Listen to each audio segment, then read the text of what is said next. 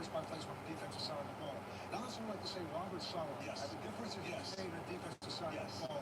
No one would expect them to be there. And then to say that they're 4-1 right now, and they lose Mark Purdy in the first game. Yeah. So Mac Jones, with what he's done, but as a backup quarterback right now, to me, that's the biggest surprise right now. Because we keep talking about Tampa Bay. They are who they are. Now, let's say this about Mika Buka. He is a quarterback. Jackson Smith, Njigba. And also Jeremiah Smith. I know I said earlier that he was a senior. He seemed like one. He's only a sophomore. Senior. This guy doesn't know. He can play. Ohio State receivers, again, have dominated the National Football League. Not take anybody from LSU. Right. You know what, and I would defer to the Professor you in this regard. But Robert Sala, I think he's an excellent coach. Not knowing whether or not he wants to go back and give it a shot again, but I think he's a good coach, though. All right, so what are we talking about here now, Drew? What do you want to know about Joe Flacco? Hey, but the nickname would be Mr. U-Haul. Joe Flacco. Joe Flacco goes from Cleveland to Cincinnati. He's now played in 3 of the 4 teams, I think, in the National Football League, all except the Pittsburgh Steelers. And so when you look at what he's going to do right now, he's going to have to go against the Green Bay Packers in Green Bay. A team he beat earlier. Just 3 weeks ago. I know he did. But this is not the same offensive line. This is not the same offense. He's got some receivers. So Joe Flacco is a big ass. I mean, I'm going to turn to you, okay? Because I do have a question. As a wide receiver, I'm always curious how hard it is for a guy to put on a new jersey 1 week to the next and pick up an offensive game plan and then go out there and play. Yeah, I mean, I never had to do it. And I've always had respect for guys who are in that situation. I think one of the things that is a strength for Joe Flacco, and I say this as a compliment, is he's played in every scheme you can possibly play in, right? He's been in every system, so he's probably heard all of the stuff that we're doing. Right? Yes, at some stop along the way. Yeah. Makes it easier when you have a guy like Jamar Chase to be able to get the ball out to. Just go make plays. The one thing he doesn't have is Cleveland's defense. When they beat the Packers, he had Cleveland's defense, which was pretty integral in that win. So we'll see. So forgive the vernacular. I don't care with everything you use is. It ain't easy. Not easy. Not easy. Please, no question about it. All right, folks. Time now to play your game with FanDuel. Folks, you can bet same-game parlays and more on any NFL game with FanDuel. Fellas, the question is your picks for today's same-game parlay plus. I'll start. I got the little 2-piece right here.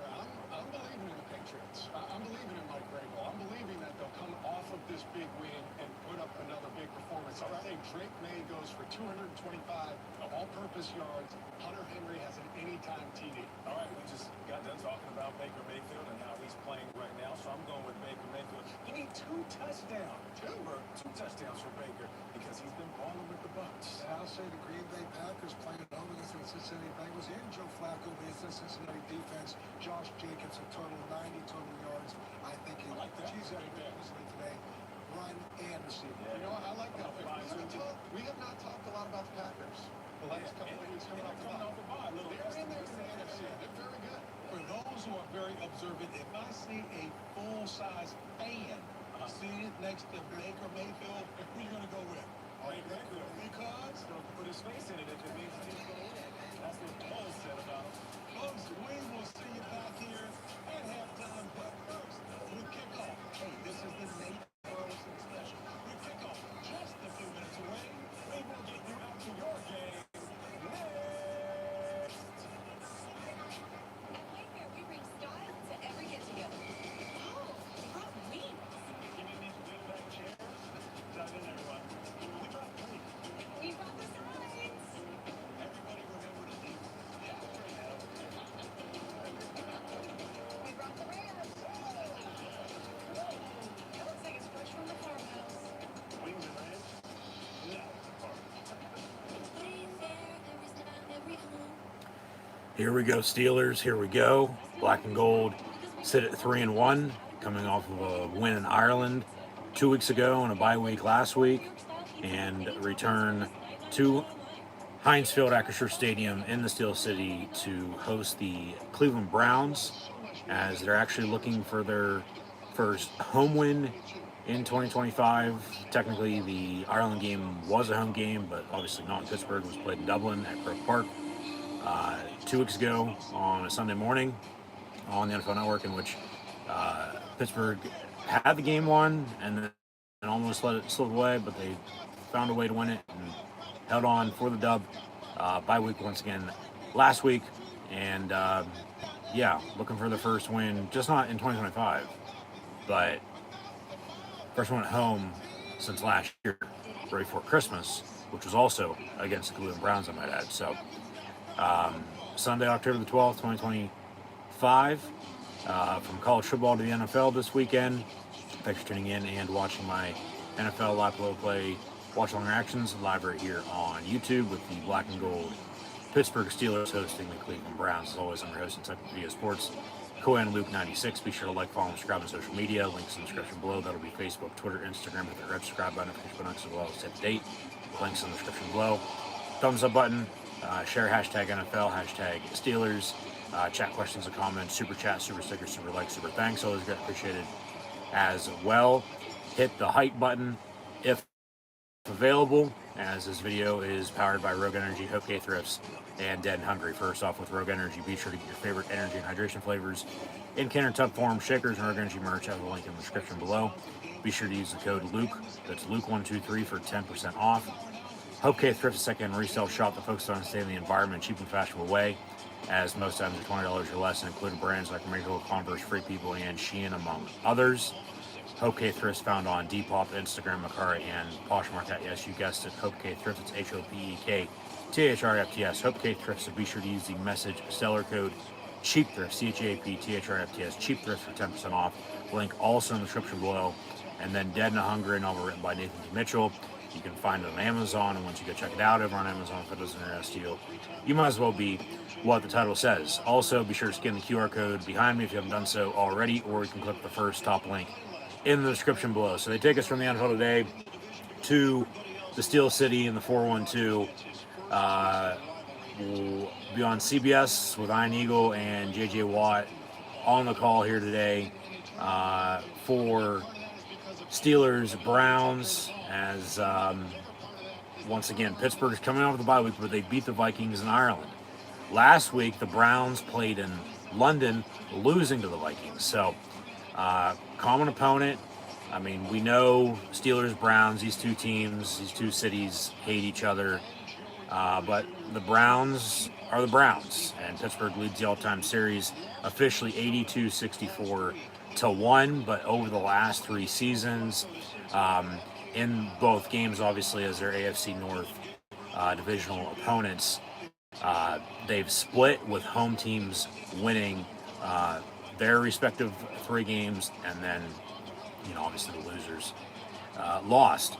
But, you know, Pittsburgh, as mentioned, still searching for their first home win in Pittsburgh this season. So, Steeler Nation, terrible towels in full effect.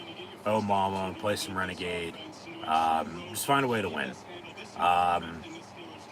But, you know, with the Browns being the Browns, yeah, they're 1-4.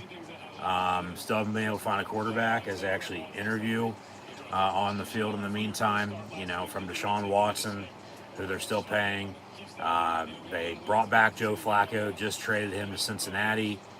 Pittsburgh will see the Bengals on a short week next week, this upcoming Thursday night.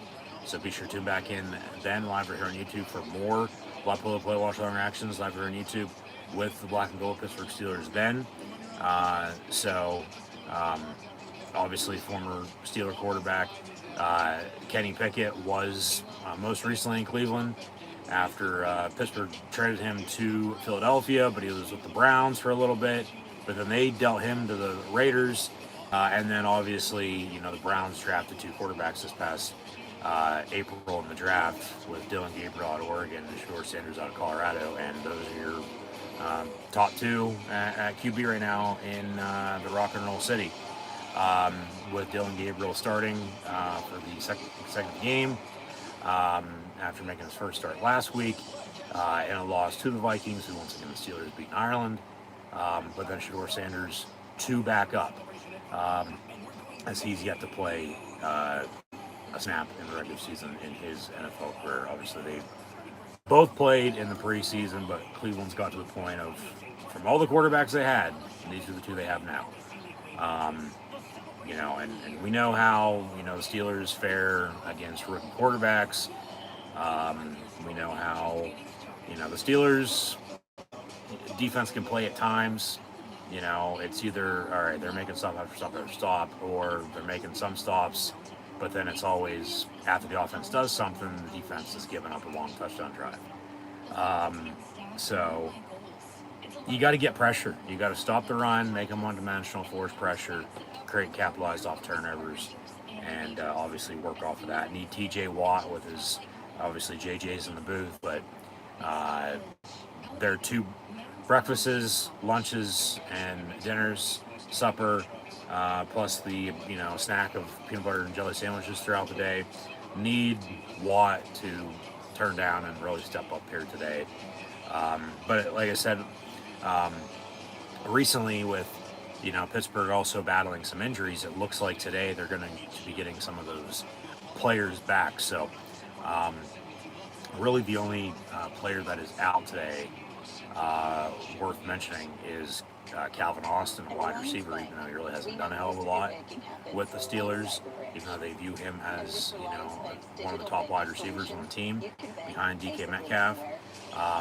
He's going to be out with an injury he suffered a couple weeks ago, as he's not practiced. So he's out, so they need somebody to step up at wide out. But then they got to get these tight ends involved. Tight ends with Aaron Rodgers at quarterback, no doubt about it. Let Rodgers do his thing, but they got to get the tight ends involved. They got to continue to run the ball. They finally found a running game in the last time they played, and even without Jalen Warren, it was Kenny G, Kenneth Gainwell. Warren's back, I believe, if I'm not mistaken. But from the injuries, it was more so on defense. They've been out without Alex Highsmith and Joey Porter Jr. They get them back, and all the depth they have, it's obviously still next man up mentality. Regardless, you're going to hopefully get out there on the field and play and make a play. But at the end of the day, it's probably still going to be your typical Steeler game. Close, down to the wire, needing a stop. The fourth quarter Pittsburgh Steeler, heart attack, right on schedule. One of those. So we'll see what happens. But cue the NFL on CBS music, and head coaches talking, players talking pregame. Warm-ups are done and over with, and we'll kick this thing off. So, obviously it comes down to it. Rely on the serial killer, the Wizard of Oz, Chris Boswell, and the special teams unit. Take your points. Pittsburgh is a 6.5 point favorite, over under right around 38.5, 39. And then we'll get into recapping and preview and some stats and scores as the day rolls on. So stay tuned, obviously, for all that. As I will be obviously watching, calling, and with some live play here, but also checking up on some other news that potentially could be breaking today. I don't know. We'll see. If you know, you know. But I'll leave it at that. It's mid-October, and the Steelers still haven't won at home since last year in the regular season. Obviously, preseason-wise, they did what they did. They're 3-1. They're looking, pretty damn good. They just got to continue to build and, put everything together and, stay healthy, obviously. Early bye week, though, last week, is one thing I've mentioned. It sucks. You'd like it, a little bit later on in the year, as it was last year, somewhat, middle of the season. But, obviously I don't, and they don't make the schedule. The NFL does. So, is what it is. So, it's going to be a lot of, football down the stretch here. And then they're on a short week after today. Go to Cincinnati. They still got to take care of business today before then. But no doubt about it, two, must win, and because they're divisional games. But two, potential victories, depending on what happens. I'm not going to, go ahead and say that they're 100% winnable, because obviously both teams have a 50-50 shot. But just knowing how Pittsburgh plays in games that you think they should be winning, then they end up either pulling it out late, okay, win's a win then, or they do find a way to lose. So, You know, they're 3-1. They're atop of the division, so that's why these two games mean even more. I mean, you look around the AFC North, Lamar Jackson's out in Baltimore right now with an injury. You know, Joe Burrow's out with an injury in Cincinnati. That's why Flacco just got dealt from Cleveland to Cincy. And then we know how the Browns are. So, yeah. So, Browns going to kick off here. Pittsburgh going to get the ball. And we'll see here what the Steeler offense can do. And on the return, Pittsburgh will set up shop about the 28-yard line, looks like. So here comes A-Rod, the 8 ball with a 1st and 10, 5 seconds in, and run the football, you know. They found it, you know, finally a couple weeks ago, coming off a bye. So I've had time to continue to work on that and, you know, get this offensive line set. And they just got to move and score, right? Take your points while you can get them, but Steelers, Browns, Steelers, Bengals, Steelers, Ravens, AFC North football, what more needs to be said? So, yeah, from the 28, 1st and 10, Pittsburgh with Rodgers in the gun, Warren to his right, fake the give, roll out, and Darnell Washington. They go to the tight end on the first play of the game. And then he gets it popped loose, coughs it up, but the ball goes out of bounds on the fumble, but so they'll still maintain possession. But all right, that's a good sign. They're going to get these tight ends involved here. Yeah, just a simple play action, and DK running down to block for him, but Darnell Washington, the big boy, down the far sideline for a big gain on the first play of the game. Let's see what they mark it as. They're going to reset the play clock. So Pittsburgh, one play into Brown territory, and they got a 1st and 10. From the 36. Metcalf in motion, but yeah. And he'll actually motion into the backfield to play fullback. And they'll hand off Warren. And he gets good 4 yards as he scats forward. Good to see him back. You know, he participated in pregame warm-ups a couple weeks ago, but they held him out as precaution. And then ran with Kenneth Gainwell, who had a big game, a couple touchdowns. So, I mean, maybe a 1-2 punch with the two of them. But then with the run game, well, in the pass game, it's either vice versa. You're going to run to pass or pass to run. You got to be balanced. You got to be consistent. And, you know, Rodgers, I mean, that's as simple as they can get, especially on the first play of the game. And then, you know, these back-to-back plays, they run it for a total of 5 yards, 3 on that first play to bring up 2nd and 7. Another 3 yards, okay, 3rd and 4 now. And, I mean, obviously just convert, get a 1st down here. You are in field goal range, though. If you have to settle for 3, you kick it, take the points, no doubt. But after that big explosive play to begin the game, you're looking for a touchdown drive here to begin the game. So just get the momentum on your side, and then, you know, defense to feed off of it, and then go from there. So obviously still early, a lot of football to be played, but 3rd and 4, 12:40 and counting the play in the first. From the 30-yard line, 3rd and 4 Steelers, right to left across your television screen, everything on dial. Rodgers pump fakes and then throws complete to Jonnu Smith, the former Miami Dolphin. Big hit, but he's able to make the catch and then signals 1st down, so he's A-okay, and the Steelers do move the sticks once again and get another Pittsburgh Steeler 1st down. So, obviously DK Metcalf a wide receiver, but no Calvin Austin. You know, somebody needs to step up at wide receiver, you know, behind. They're using more 12, 13, you know, personnel here today, and going to the tight ends. No Pat Freiermuth just yet. I mean, Washington on the opening play clock winding down. They have to call a timeout or they reset the play clock.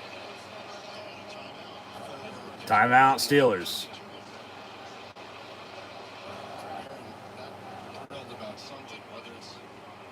Can he hear in his helmet?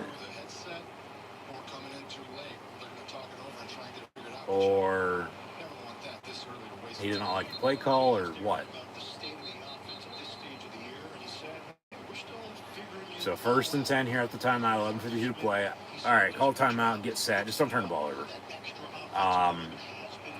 But Darnell Washington and then John Smith, like I said, maybe Fryermuth's, next in line. he uses that extra tight end and the big guy in there because 4-3 football with those edges being bigger guys, you need. I don't know what he's trying to say there. It's not fair for us to ask Pat Fryermuth. But they call the timeout. It's 1st and 10 from the 25. Took first down, Kenneth Gainwell, who was a standout in the victory. But then run the screen game with Warren and Gainwell, and then, also run the football. That's the thing. You just got to be balanced. You got to be consistent. That pass is incomplete near your side and 10 for DK, who's had a couple touchdowns as of late. But they're really working the tight ends here. And it seems like, with DK at 1, you're 2 and 3 right now at wide receiver. Scotty Miller and Ben Skoranek. Save your tight ends and you have your backs. Play clock winding down, got to go. And on 2nd and 10, they'll run it. Try to get couple yards, get some breathing room. So 3rd and manageable, but they lose a yard, so it's 3rd and 11. But that's why I said you show off the divisional standings. I mean, if they can win these 2 games this week, get to 5-1, and then you don't play the Ravens until late in the year. The Steelers, along with the Eagles, both Pennsylvania NFL teams, are one of 2 teams with negative point differential, but they have a winning record. But hey, that's what matters, winning. I care less about any other fucking stats. Win the game, that's what matters. That's all anybody cares about. Rodgers looking to throw. High, incomplete, 10 for John Smith. He had somebody over the middle, it looked like, but he didn't even see him. But, yeah, incomplete, 4th and 11. They're going to have to kick it. So here comes Boswell for, about a 43-yard field goal, give or take. Running back chip, you prefer to set a bit more inside so that he can't do that, knowing you've got help on the edge. This is a 44-yard field goal from the left hash into the hills. Chris Boswell's kick is good, and the serial killer strikes again.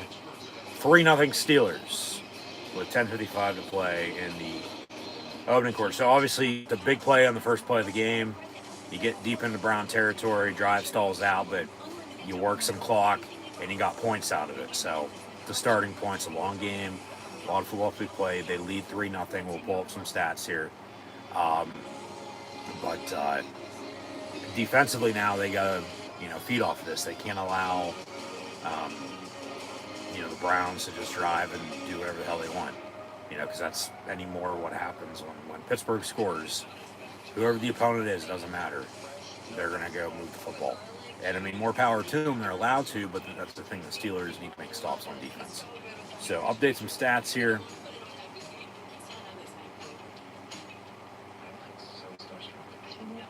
He's so much taller in person. I'm struggling with his proportions. Yeah, because you're taking too long.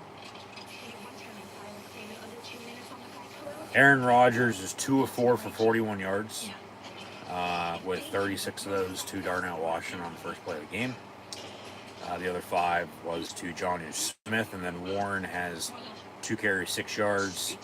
I mean, they did get lucky because DW, not Washington, did fumble on that play, but it went out of bounds. So, looks like they keep the drive going. It stalls out. They kick the field goal, and it was a 44-yard field goal from Chris Boswell. So 3-0 Steelers, and we'll get back to the action here shortly.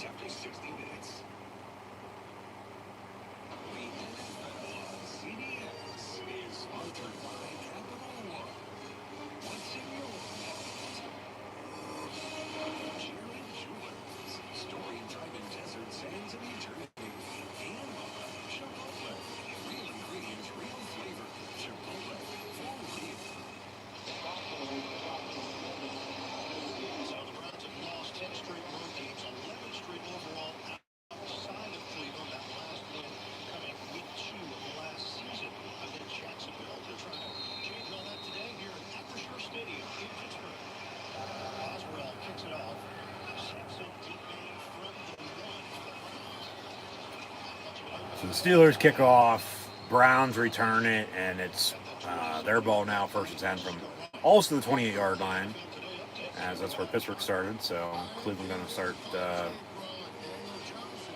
same yard marker. Obviously, just in the other end, they're going left to right with Dylan Gabriel, the lefty from UCF to Oklahoma to Oregon. He's now a Cleveland Brown, and they'll start off under the gun, or under center, excuse me, but motion into the gun into an empty set 5 wide. So Gabriel looking to throw, and over the middle, high, incomplete. 2nd and 10 is pass to 10 for Jerry Jeudy. But Pittsburgh brought pressure, so keep bringing pressure. They can stop the run for one, but I mean, if they're going to drop back and fucking throw all game, I mean, let them just. You got to get press ass, and you got to force a mistake. And I mean, that pass was high. It was. I mean, next time there might be somebody there to pick it off. Well, who knows? We'll see. Incomplete, 2nd and 10. Up under center's Dylan Gabriel. And they will run the ball here on 2nd and 10. But they stuff them. No gain. So 3rd and 10 coming up. 10 and a half to play in the first. And Cam Hayward today is, I believe it's his 216th game as a Pittsburgh Steeler, which is the most by any Pittsburgh Steeler defender in franchise history, which is a little hard to believe, as, you know, many greats as the Steel Curtain has had. 3rd and 10, flag on the play, but they're going to let it go. Over the middle, it's incomplete. 10 minutes on the dot. It's either going to be a false start or offside. Yeah, they say offside on TJ Watt, so they'll replay 3rd down to be 3rd and 5. Yeah, Ron Torbert, our white capper here today. So, incomplete. But the penalty just cost Pittsburgh, and still 3rd down, so they got to get the hell off the field. Don't be starting to shoot yourselves in the foot penalties and or turnovers. Get off the field, get the offensive ball back here, and, you know, go score some more points. 3rd and 5. Empty set. And Gabriel looking to throw again over the middle, caught. And they like those crossing routes. At least he does at quarterback. I mean, I'm not saying he can't throw it deep, but he can pick your ass apart. I've seen it. So they do get the 1st down there. So the penalties cost them, you know, getting the ball back, you know, on a quick 3 and out. But, you know, Cleveland gets out to about, what, the 45-yard line here now, 1st and 10.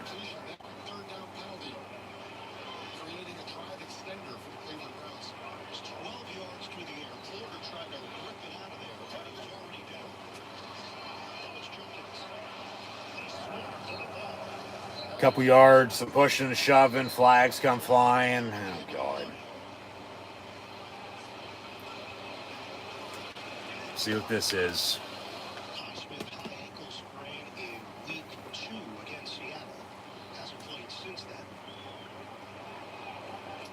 It's good against both the run and the pass, obviously, as you see it here, but Nick Herbig has been a phenomenal fill-in for him as he's been out.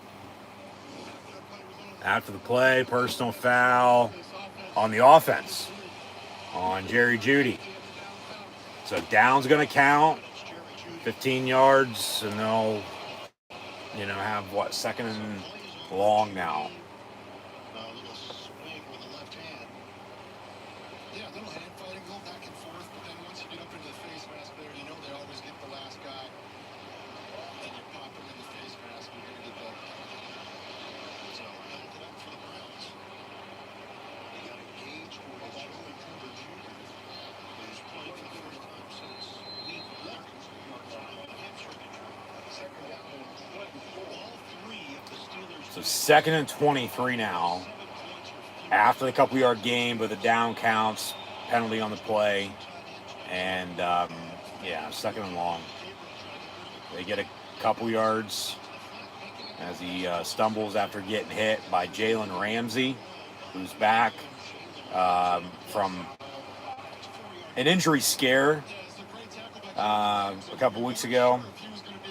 Obviously, he had the interception, fumble return for a touchdown, but then they called it back, and then he had faked the hamstring injury, but then suffered the hamstring injury later in the game. But he's playing today. He seems okay. So 3rd and 19, and like I said, they got Highsmith back on the edge, so they had the depth at D end that they had obviously coming into the season with T.J. Watt and Alex Highsmith, and you have Herbig and Sawyer behind. But then you get Joey Porter back, obviously at corner too. So that pass incomplete. It's 4th and 19. Even if we caught it, he'd been tackled right away for the most part. It'd still be 4th down, and they'd still be punting. So 4th and 19, Cleveland on a punt. And Pittsburgh going to get the ball back here. I mean, Cleveland did take a couple minutes off the clock because of those, penalties. They were able to maintain possession for, just a little extra time. But punt going to be fielded at the 12-yard line by the Pittsburgh Steelers. And who the hell is this guy? Out past the 50 to the 40. Of course, there's a penalty on the play. It's coming back for a hold, block in the back. Keyshawn Williams. Just came up from the practice squad with Calvin Austin out, not returning kicks either. And a big return, but the penalty on play. Pick it up.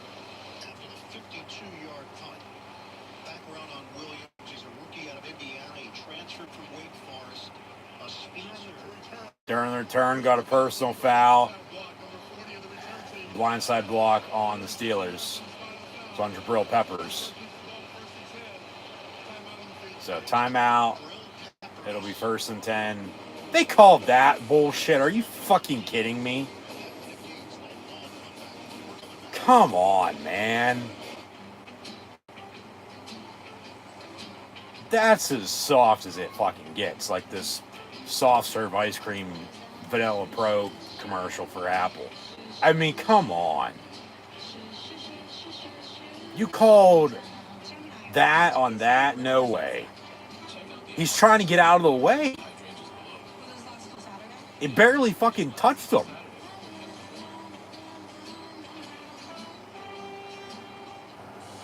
But then clearly obviously they'll have a serious penalty happen and not fucking call it. Yet, call shit like that. Because that's the argument of, well, when they don't call, a penalty when they should, it's like, well, I've seen less shit get called, and then this ain't. It's like, well, that's the perfect example. That was not a penalty. I don't care if there's a good punt return on top of it or not. That is not a penalty. No way in hell was that a penalty. Yeah.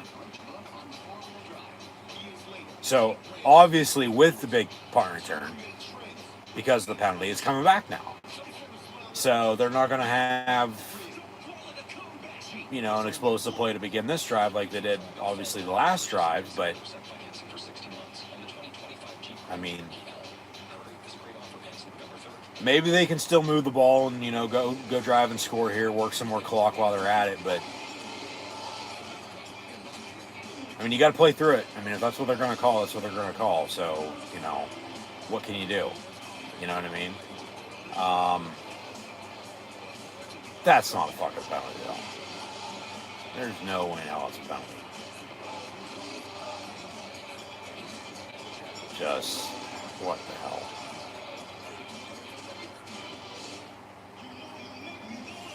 But we'll get back to it here. It'll be 1st and 10 Steelers. We'll see officially where they spot the ball at now as well, because of that. and we'll go from there. CBS Tuesday. New seasons begin CBS Tuesday and streaming on Paramount Plus. All right, so if you're a Steelers fan, you're looking at that replay. That is not a penalty. I don't know if that's a penalty. He puts his hands up, he turns his back. This is a technique that they teach to try not to get a block penalty, but the problem is it's forceful contact back towards your own goal line. It doesn't have to be to the other net. That's why the refs call it. That's still not a penalty. I mean, that might be one of the dumbest officiating rules out there. That's not a penalty. It's like you can't even fucking, touch the guy to block to not block, to try not to get a block in the back called on you. Yet they still call the fucking penalty on you. 1st and 10, the 2nd and 11 because they lost the yard, dump off to Warren, and now they got a 3rd down already. And you haven't even worked any clock.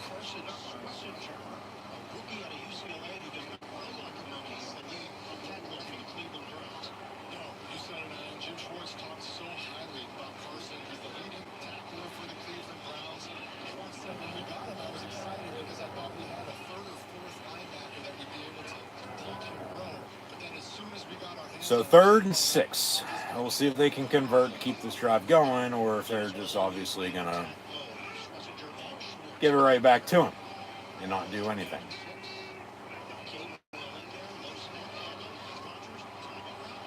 Deep ball, far side, caught by DK Metcalf, who they traded for from the Seattle Seahawks. He didn't have a touchdown week 1 against the Jets, but he's had a touchdown every week since, and it started against his former team, the Seahawks, before then at the New England Patriots, and then also 2 weeks ago in Ireland against the Minnesota Vikings, and a big catch there. So drive stays alive here, 1st and 10, Pittsburgh. Ball at 39-yard line. Darnell Washington motion.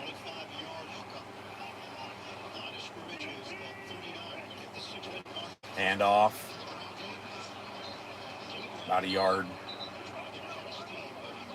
So, scoreboard watching for all these other 1 o'clock games.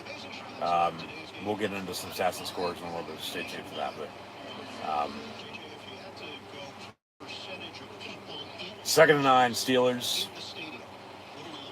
I mean, if you can work clock, go score again. I mean, you're going to have a 1-score lead still at 3, let alone 6. You have to settle for 3 again, but 2-score lead if you be able to get a touchdown and get 10 on the board and go from there, because then the pressure's on Cleveland to do something. Rodgers going to fake the run, step up, avoid a sack, shuffles it, but he probably should have dropped it because it's about a loss of 10.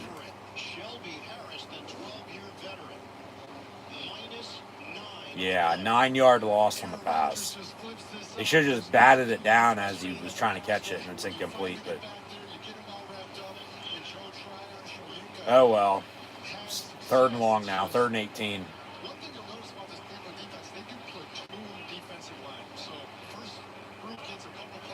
From the 31, 3rd and 18.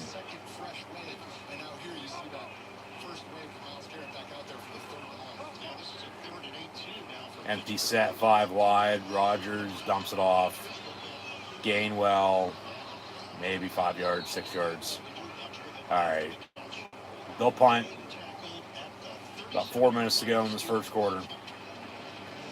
3-0 lead, but you have the lead. You're working clock.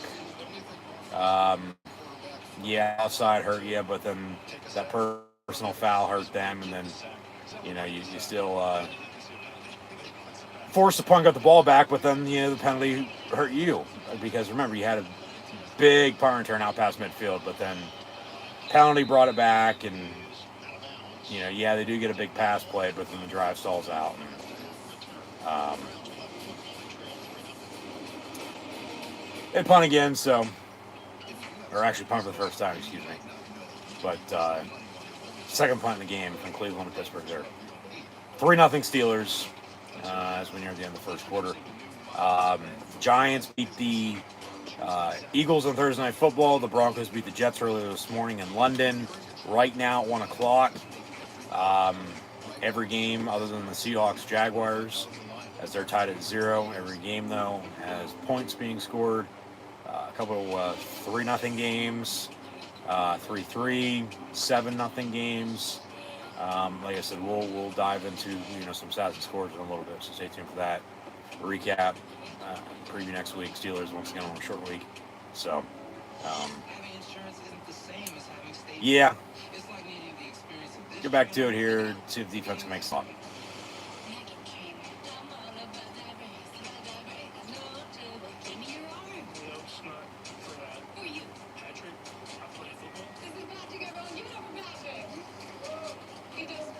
So don't settle for just any insurance when there's State Farm. Like a good neighbor, State Farm is there. I'm an angel. See the wings? Good fortune is. Yeah, it's amazing. Really good. Good fortune is. Wow. Ain't it all? Good fortune is. Good fortune. Rated R. Justin Kirby returns in a new season of Tracker. CBS next Sunday.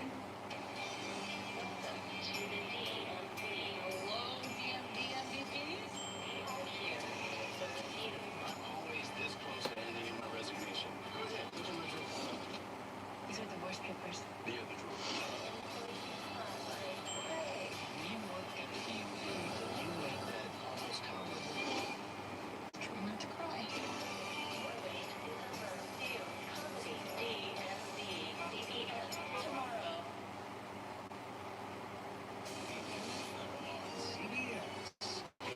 Sponsored by Wingstop. Bring the flavor. Order at wingstop.com. And Verizon. The NFL is powered by Verizon 5G.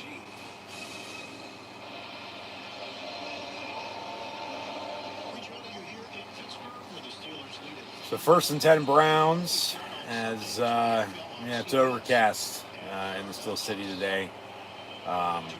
It did finally cool down this past week into the 30s overnight into the morning. About mid 60s right now. But football weather, be a little colder. Gabriel on 1st and 10 of first play of this drive, 9-yard completion, get a yard coming up.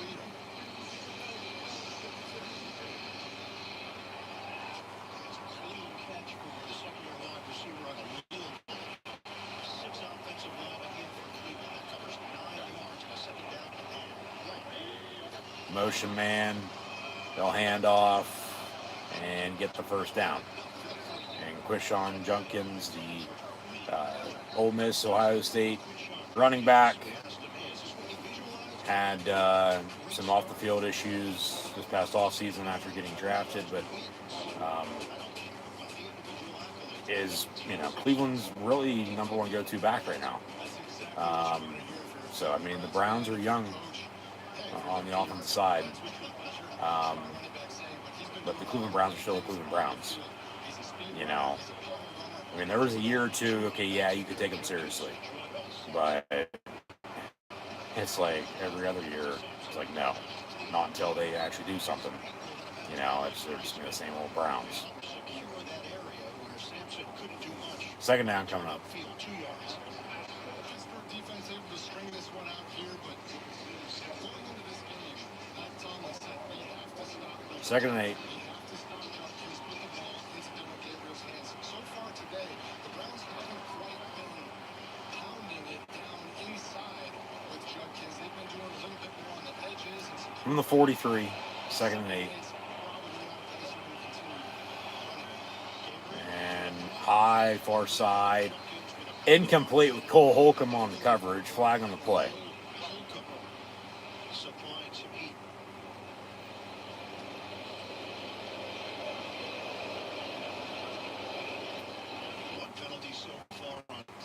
So we'll see what this dirty laundry is from the Zebras. Hands to the face on the defense.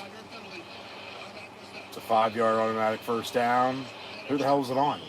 Jabril Peppers again. What the fuck? And he's going to come out because of it.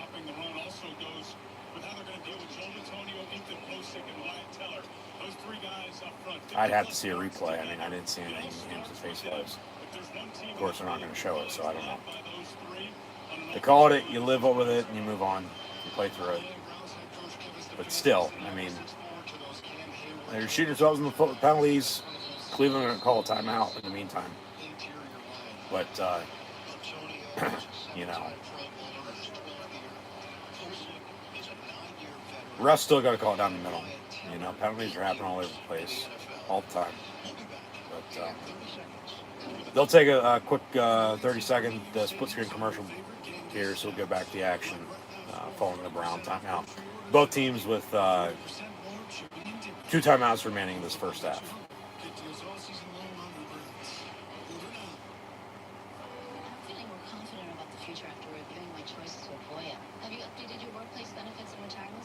No, but I am really going to think about it at some point. Don't just think about a strong future. Plan for one Lavoya. Plan, invest, protect. We asked Mike Tomlin about playing in this AFC North rivalry. He said, I don't want our young guys to be surprised. And guys like Derek Harmon and Y.A. Black, they need to be ready for the fight. So 1st and 10, Brownies from the 48. Pressure, and down he goes. Jalen Ramsey on a safety blitz. And he's a little slow to get up. I think he's celebrating. But, yeah, Jalen Ramsey just out of nowhere. Gabriel never saw him. And, yeah, boom, down he goes. Yeah. So it's going to be 2nd and a mile now after the sack. 2nd and 17. Ramsey comes out here for a couple plays. From the 41, handoff. And Slay and Peyton Wilson make the stop. So 3rd and long. 3rd down. Come on, defense. Let's get a stop. It's 3rd down. 3rd and 16. Give me hell yeah if they get off the field.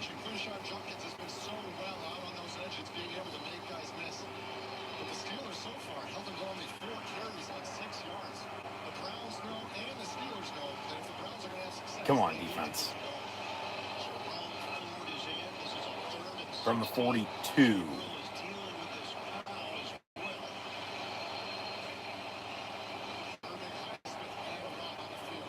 Gabriel get pressured today. Oh, he almost got sacked once again. But then he got it complete over the middle. They're going to blow it dead at midfield. Even though he broke the tackle and he's still running. They blow it dead at midfield, and it's going to be 4th down. So the defense does get a stop. Yeah, forward progress at the 50.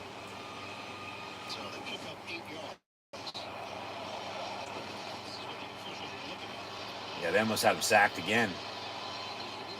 And then Slay, Thornhill, and Queen going to get the tackle at midfield to force a Brown punt here with the final seconds of the first quarter ticking away. They do have to snap it before the end of the quarter. Maybe they can get a good punt return again. Like they did last time, but then the penalty cost them. No, this one's going to go out of bounds.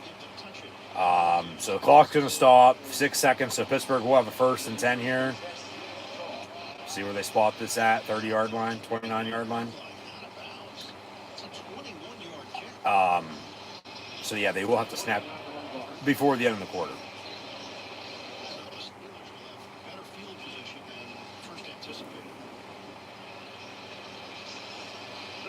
Yeah, Pittsburgh is 21-0 at home against the Browns over the past 21 years. It's the longest active home winning streak versus any opponent in the NFL. Obviously, they play them at home once a year. You know, they played in the postseason a couple times. You know, but obviously they play once a year in Pittsburgh, once a year in Cleveland. Same thing with Cincinnati and Baltimore. Handoff up the middle. Caleb Johnson at running back, the rookie out of Iowa. He's had some, you know, moments so far this season, but One play there to end the first quarter. He gets about 8-9 yards, maybe even enough for a first down. We'll see the spot when we come back. But at the end of the first quarter, the Steelers lead the Browns 3-0. So Steelers ball. Hope to use the momentum that's on their side still, to their advantage to, go drive and score some more points here because, yeah, you have a field goal drive to begin the game, but probably should have been a touchdown drive after that big play. The last drive, they have the punt return, but it gets called back.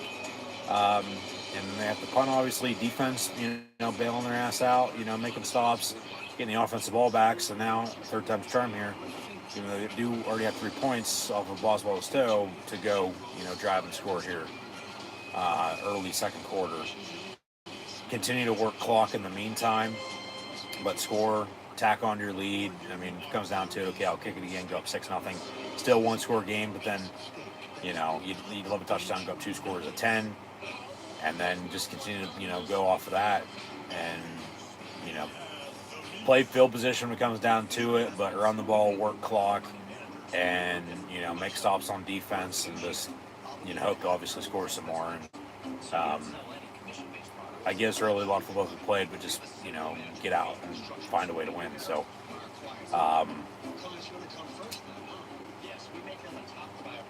obviously passing game with the run game, I mean, they're using all 3 backs now. Caleb Johnson just had that run from Warren to Gainwell to him. DK at wide receiver. I mean, yeah, they still need a number 2 behind, especially with Calvin Austin now. But even when he's in there, he doesn't do the whole lot. They needed another number 2 wide receiver. Whether they thought they were going to have it in a 1A, 1B when Pickens was still here before they traded him or not, I don't know. Let alone still haven't made any moves to help out the wide receiving room, for that matter, because then it just feels like Scotty Miller and Ben Skoranek, even though they can make plays, I'm not saying they can't, but they're just out there as fucking decoys, for the most part, because then they'll, well, at least thank God they're getting tight ends involved. Still nothing to Freiermuth. Still nothing to Pat Freiermuth out of Penn State, but Darnell Washington, Jonnu Smith, and let Rodgers obviously do his thing, but it starts up from the offensive line, and they got to run the football. So 2nd in the yard to begin the second quarter, and they'll run Warren, and the bowling ball, the bulldozer that he is, he moves forward, and that's enough for a Pittsburgh Steeler. First down. And they'll give us an update, and like I said, yeah. Couple games on here at 1 o'clock. They all now have had points scored, I might add. And we'll update those in a little bit. But 1st and 10 now for Pittsburgh from the 41 at the set 5 wide, left to right now for the black and gold offense. Across your television screen right now. Rodgers in the gun, looks left, comes back middle, throws right, and it's out of bounds. Incomplete, intended for John Smith. So incomplete, 2nd and 10. Alex Wright and company, and it'll be 2nd and 10. Alex Wright off the left edge here, able to get some pressure off of his counter move. He starts up the field, comes back underneath, and gets his hand up in the face of Aaron Rodgers. Able to do it from multiple different defensive line spots. It's not just Myles Garrett who's so good on this Cleveland front. So from the 41.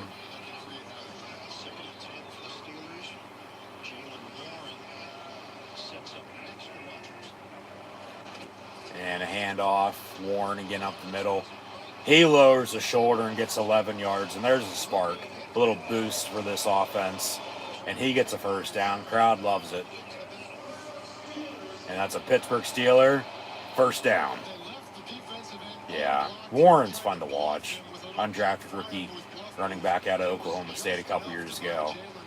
And, from that contract to already being extended, and now the number 1 running back in Pittsburgh, he's made a name for himself for sure.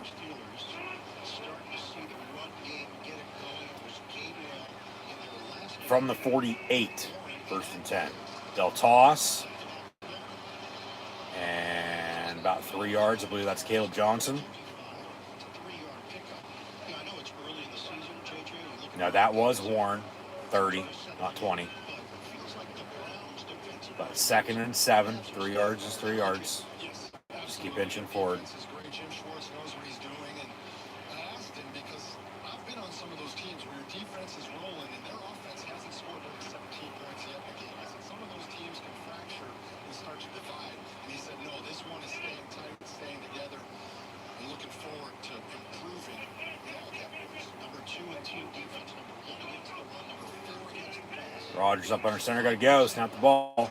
Johnny Smith in motion. They toss it. Warren gets another 4 or 5 yards. So they got 3rd and short coming up. 3rd and about a long 2, maybe 3rd and 3. Anderson, it's a 4-yard pickup. So the defensive rankings are what they are. The offensive rankings, it's a work in progress. Yeah, and you look at that, you obviously see the stark difference. But Jim Schwartz and that defense also not afraid to put some accountability on themselves. They said last week against Minnesota, we had a chance. So 3rd and 3 here, 12 minutes to play in the first half. Steelers lead 3-0 from the 41. Fryermuth in motion. Got to go. Stump the ball. Play clock warning down again. So I mean they're controlling the clock, and they'll run it again. We'll gain 1. He gets another first down. So 1st and 10. Pittsburgh now 31. Now maybe it aired out, but I mean you have a strong running game. It's like keep running the goddamn ball. You know, keep pounding it, keep wearing them out.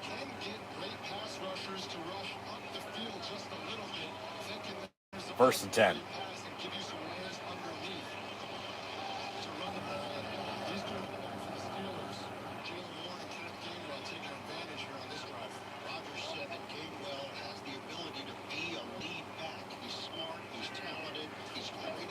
And then they'll fake the run, fake the end around. Rogers, ooh.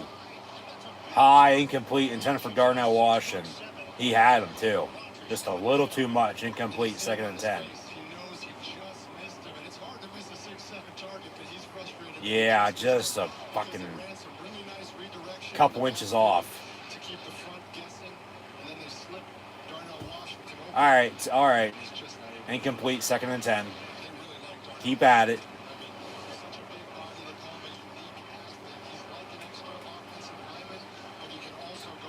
You know, get yourself in a manageable 3rd down, and I mean, if you have to kick a field goal, okay, so be it. But you'd like to get another first down, get another couple first downs, and score. Rogers going deep, far side, and incomplete. Where's the flag? The DB never turned around. You play the receiver, that's pass interference. You play the ball, they're not going to call it. He never fucking turned around. That's PI. Oh my God. Intended for DK, it's incomplete. Yeah, where's the fucking flag? He never turned around. Incomplete, 3rd and 10 from the 32. Empty set.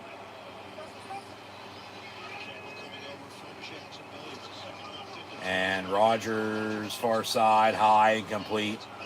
Intended for DK Metcalf again.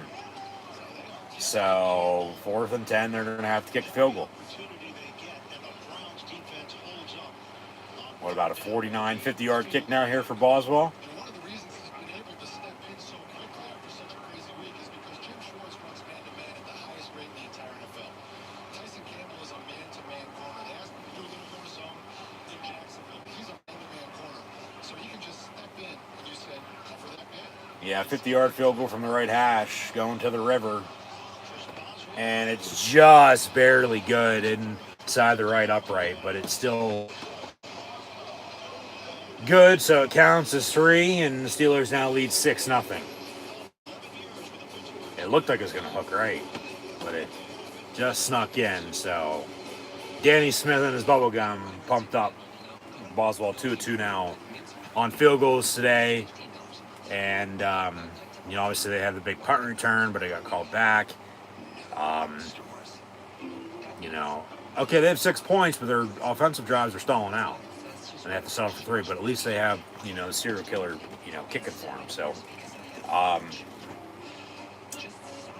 back to the defense. They're going to have to, continue to bail them out and make stops, and, we'll go from there. Deal deer. But just, you got to find the end zone before too long. You just can't kick fucking field goals all goddamn game. So, I mean, they've done it before and they've won. So, I mean, if they do again, then okay. Do what you got to do. Do what it takes to find a way to win. But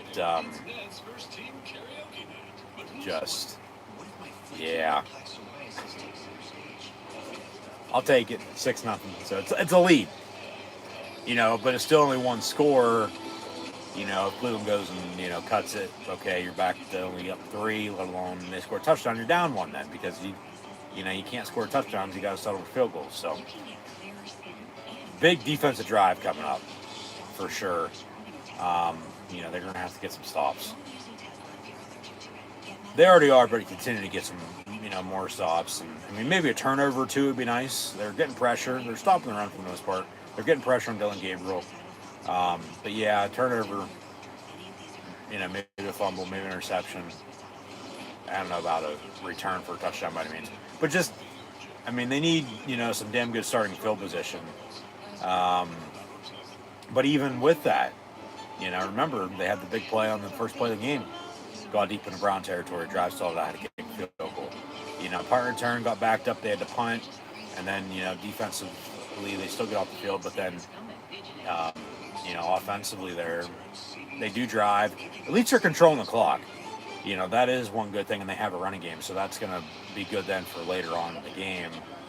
You're at home. Be better, if you're on the road to shut everybody up, but you're at home, so you're still going to do what you got to do to find a way to win, and it's, okay. Running the ball, working clock, playing defense or not on special teams in order to win. So, Boswell kicks off. Brown's on the return. 25, it's about 27-yard line, 28-yard line. 10:56 to play in the half. But, yeah. We'll see what happens here, but they were able to drive. Had to settle for 3, though, again. But, yeah, at least they're winning time possession as well. Back to the defense, need to stop. First and 10 Browns with a 6-0 Steeler lead.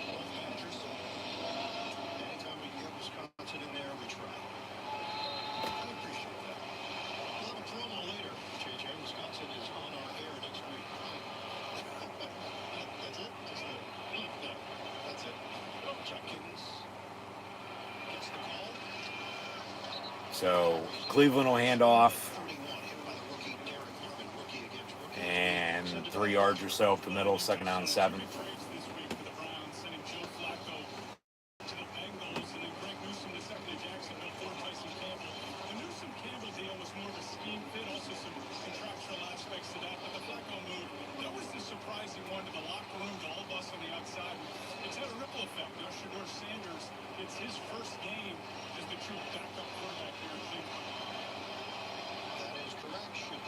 So 2nd and 7 from the 30.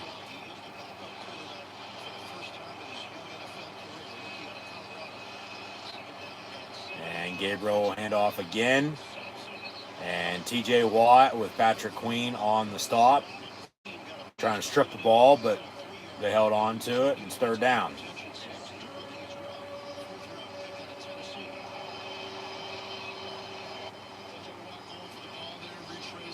See if they can get off the field again.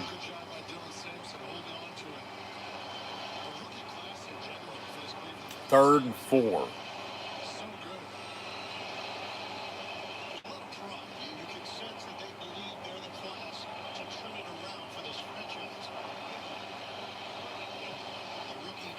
Yeah, they've been saying that for years and years and years, and it still hasn't worked. Down goes Gabriel. Flag on the play, though. And it's coming from behind the line of scrimmage, so it might be a hold. but even with the sack, it's still going to be 4th down. You decline the holding. Decline it. Yeah, decline it because of the sack. It's 4th down. And Steeler defense gets off the field. Now it's time for the offense to go back to work. Up 6-0. 9:21 to play in the half. You got 2 timeouts, 2-minute warning. Go drive, go score, work some clock in the meantime, and, go up 2 scores. I mean, I'll take another fucking field goal. If it comes down to it, go up 9-0. That's 2 scores. Would love a touchdown, to go up 13, but of anything, you're going to, obviously want to drive and score, but you definitely want to work clock because punt return here from the 15, Cleveland's going to get the ball back at the beginning of the second half. And that goes for 5-6 yards on the return. So, 1st and 10, Pittsburgh from there. When we come back, it looks like, they're going to take a break. All right. 3-0 Ravens, 7-7 with the Cards and Colts, 10-10 Cowboys in Carolina taking on the Panthers. Jags up 6-3 on the visiting Seahawks, LA and Miami. Both LA teams on the East Coast, actually. The Rams are Baltimore down 3-0 as mentioned, and then the Chargers down 7-6 to the Miami Dolphins, obviously 6-0 here. There was another game, I believe, on right now here at 1 o'clock, but we'll get more into that in a little bit. So, yeah. Just, or maybe that game is at 4 o'clock. Maybe I read that wrong. I don't know. We'll see. As always, first assassin scores at halftime and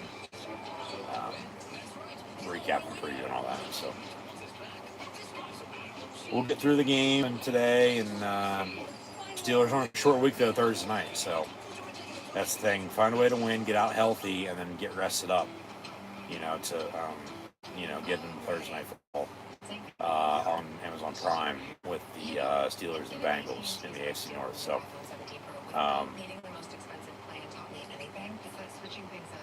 if they win both these games this week, they'll be in a damn good spot to potentially go win the division.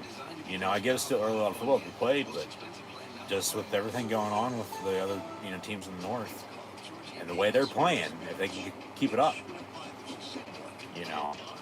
They'll be in a good spot to potentially host a, playoff game in the wild card round if they're not the number 1 seed and get a bye, which, who knows from now until then.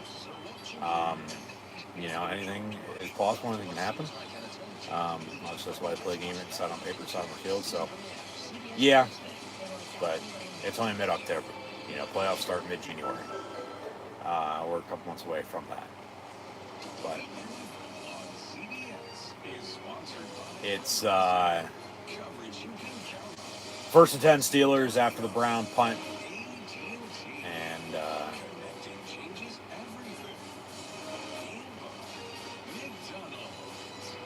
see if they can go score.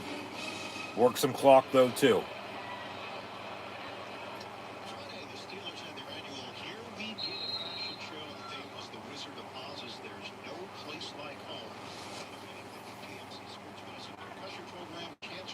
So 1st and 10, 21-yard line. Rodgers in the gun. Will fake the run to Warren, dump off Jonnu Smith. He gets 5-6 yards. So 2nd down and manageable coming up.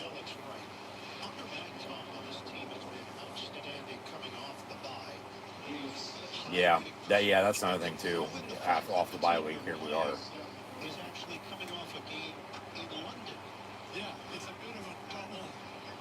Because Pittsburgh gets the fresh legs off the bye, but Kevin Stefanski talked about, it was difficult to come off such a difficult from the 27, 2nd and 4. And they will run Warren, but he's going to be brought down right away after about a yard. Or that's Caleb Johnson, 20. I'm getting my 30 and 20 mixed up today. 3rd and 3.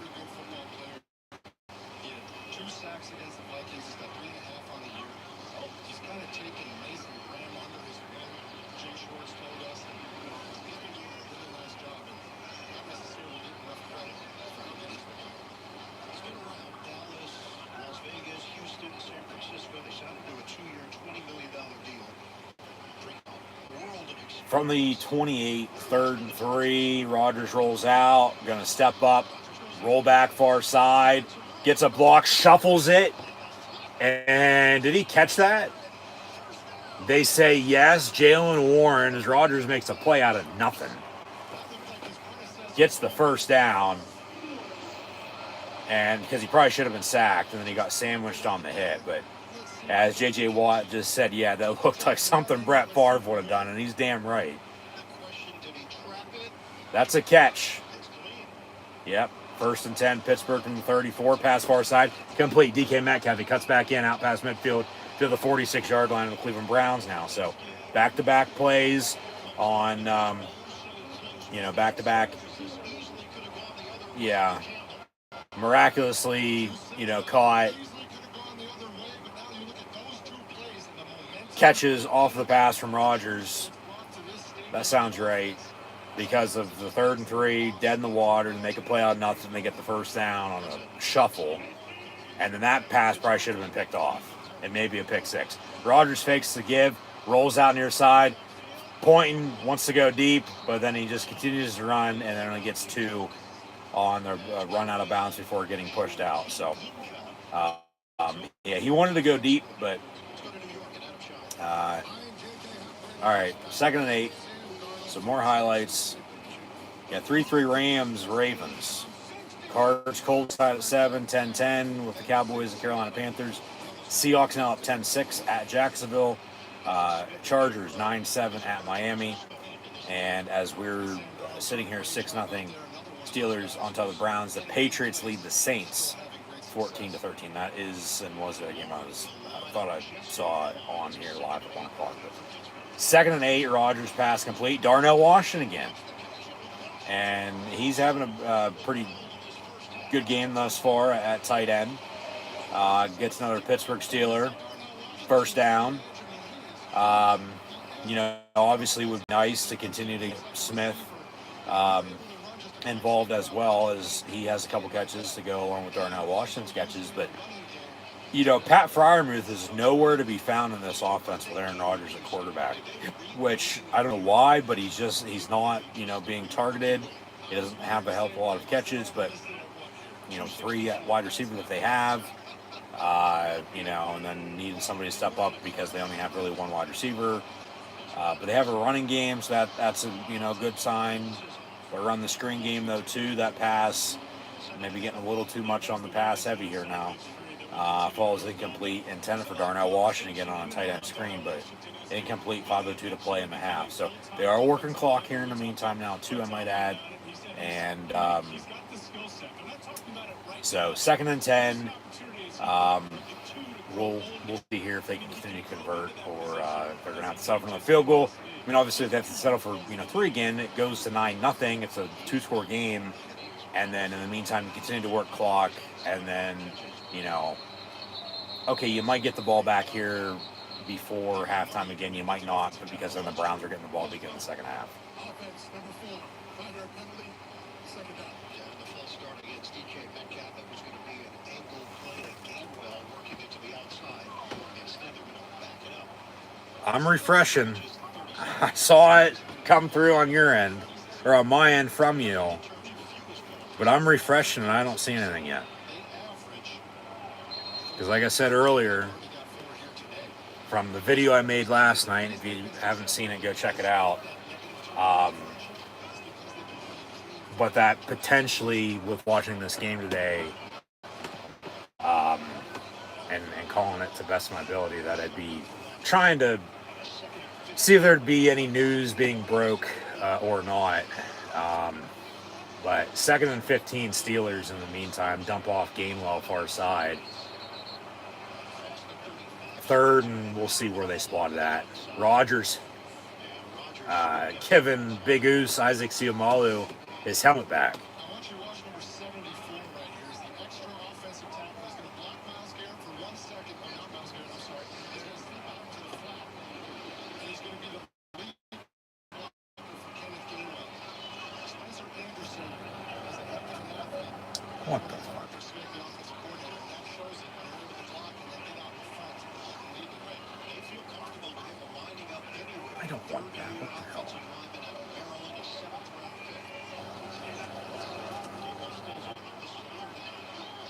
3rd and 9, Gainwell gets to the 30, so guess what? They're going to have to settle for 3 again. And from the 30, it's going to be about a 47, 48-yard kick. You know, you're up 6, go up 9, it's 2 scores.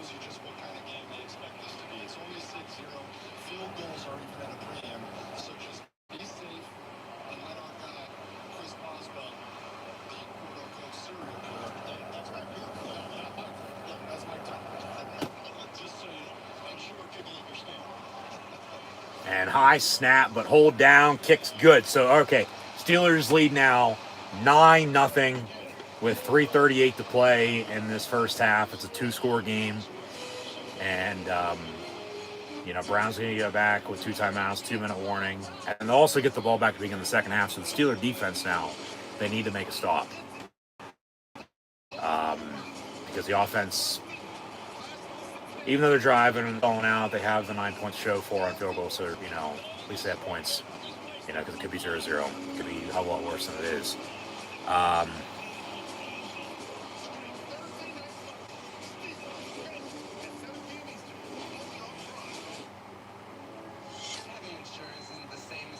But I'm going to take a pause for the cause, and yeah, we'll see what happens here.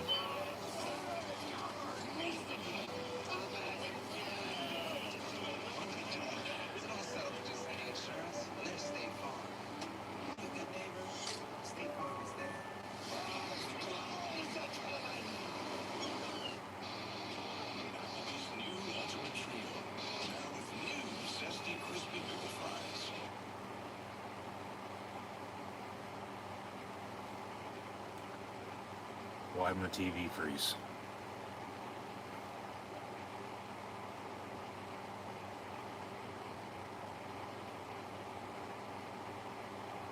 What the fuck?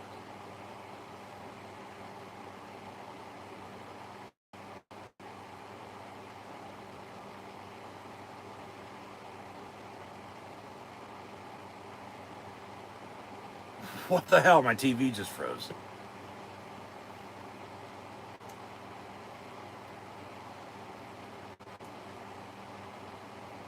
It's not fucking raining out, is it? I know that storm maybe was going to bring some rain today.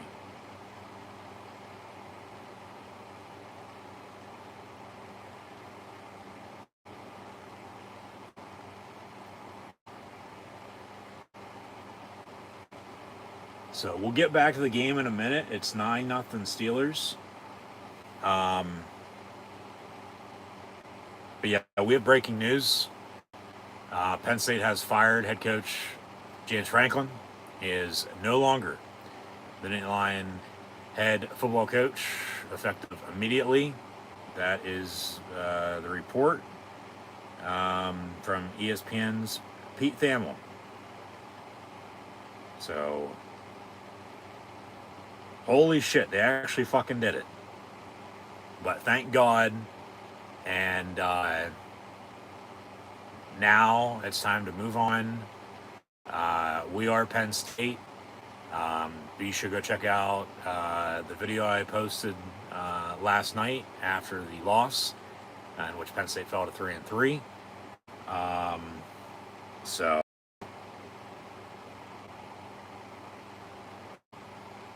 thought maybe this news was going to break last Sunday.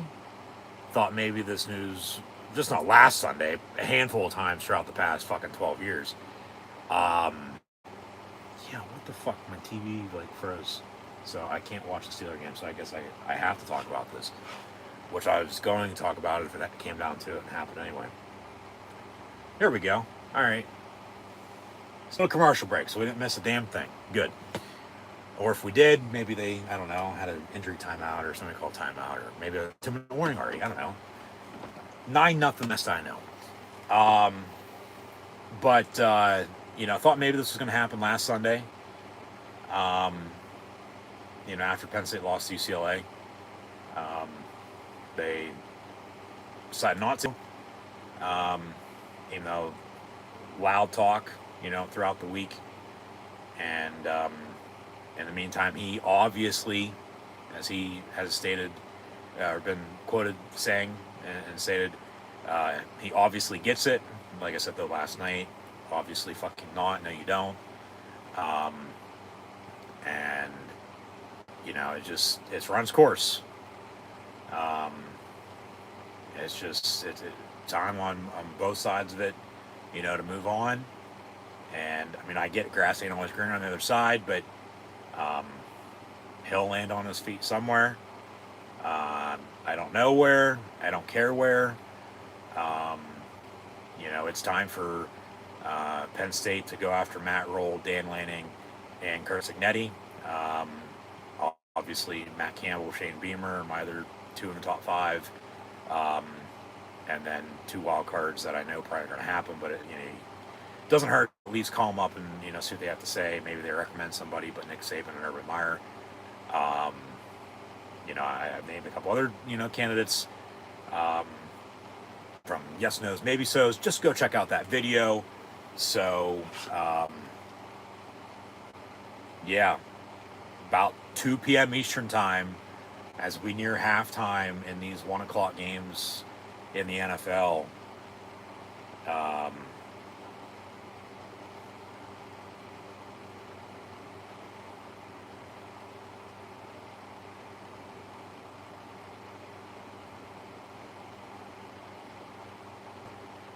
James Franklin has reportedly been fired by Penn State from a $56 million buyout that was going to reduce to 48 after New Year's. 48 is where it's at right now, because like I said, one way or another, it just needed to move on and everybody goes their separate ways.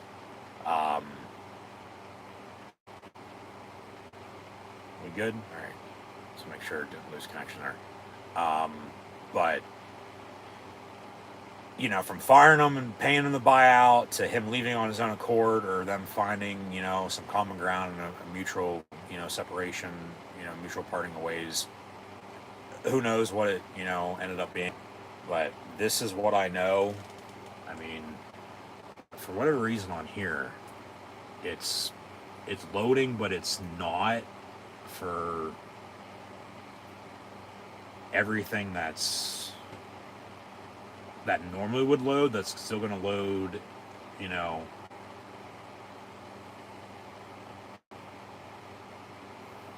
on this end, because it's the same thing. And obviously this is still fresh and breaking news, but 14 minutes ago. It's 2:11 right now, so just before 2 p.m. Eastern time here today, Sunday, October the 12th, 2025, from Pete Thamel of ESPN. Penn State has fired head football coach James Franklin. Also, Adam Rittenberg, Penn State has made it official. James Franklin is out as coach. And associate head coach Terry Smith, former Penn State Nittany Lion, Penn State alum, he will be the interim head coach the rest of the season, as Penn State will play at Iowa against the black and gold Iowa Hawkeyes. That their uniforms are very similar to the black and gold Pittsburgh Steelers, but play in Kinnick next Saturday night. So James Franklin is out at Penn State. Fired, no longer the head football coach. See what else we got here. Now, like I said, I don't know why it's not loading on this, because it's the same stuff that's loading on this. Technology, I tell you, it's a thing of beauty, but it also sucks when you need it to be good. But Penn State was a couple plays away from potentially playing for, let alone winning a national championship last year, and then high hopes and aspirations coming into 2025. And, they start 3-0, bye week, and then they haven't won in a month. It'll be a month tomorrow since the last time they won.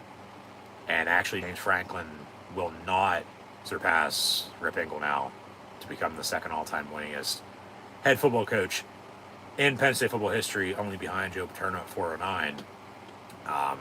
He'll still be tied with him with 104 wins, as he's had 3 chances and they lost the last 3 games in the whiteout against Oregon, and then last week at UCLA to today, or yesterday, excuse me. Still feels like fucking today. But against Northwestern. But yeah, Penn State has fired James Franklin. Penn State has fired James Franklin.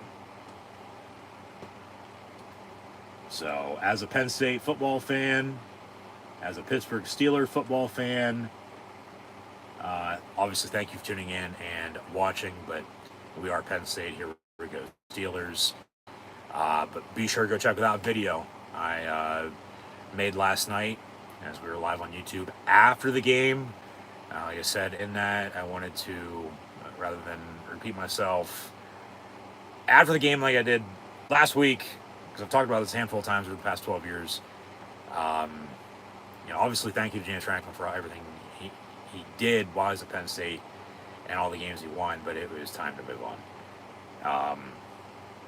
2-minute warning in the meantime for the Steelers on top of the Browns, 9-0. We'll get back to this game in a minute.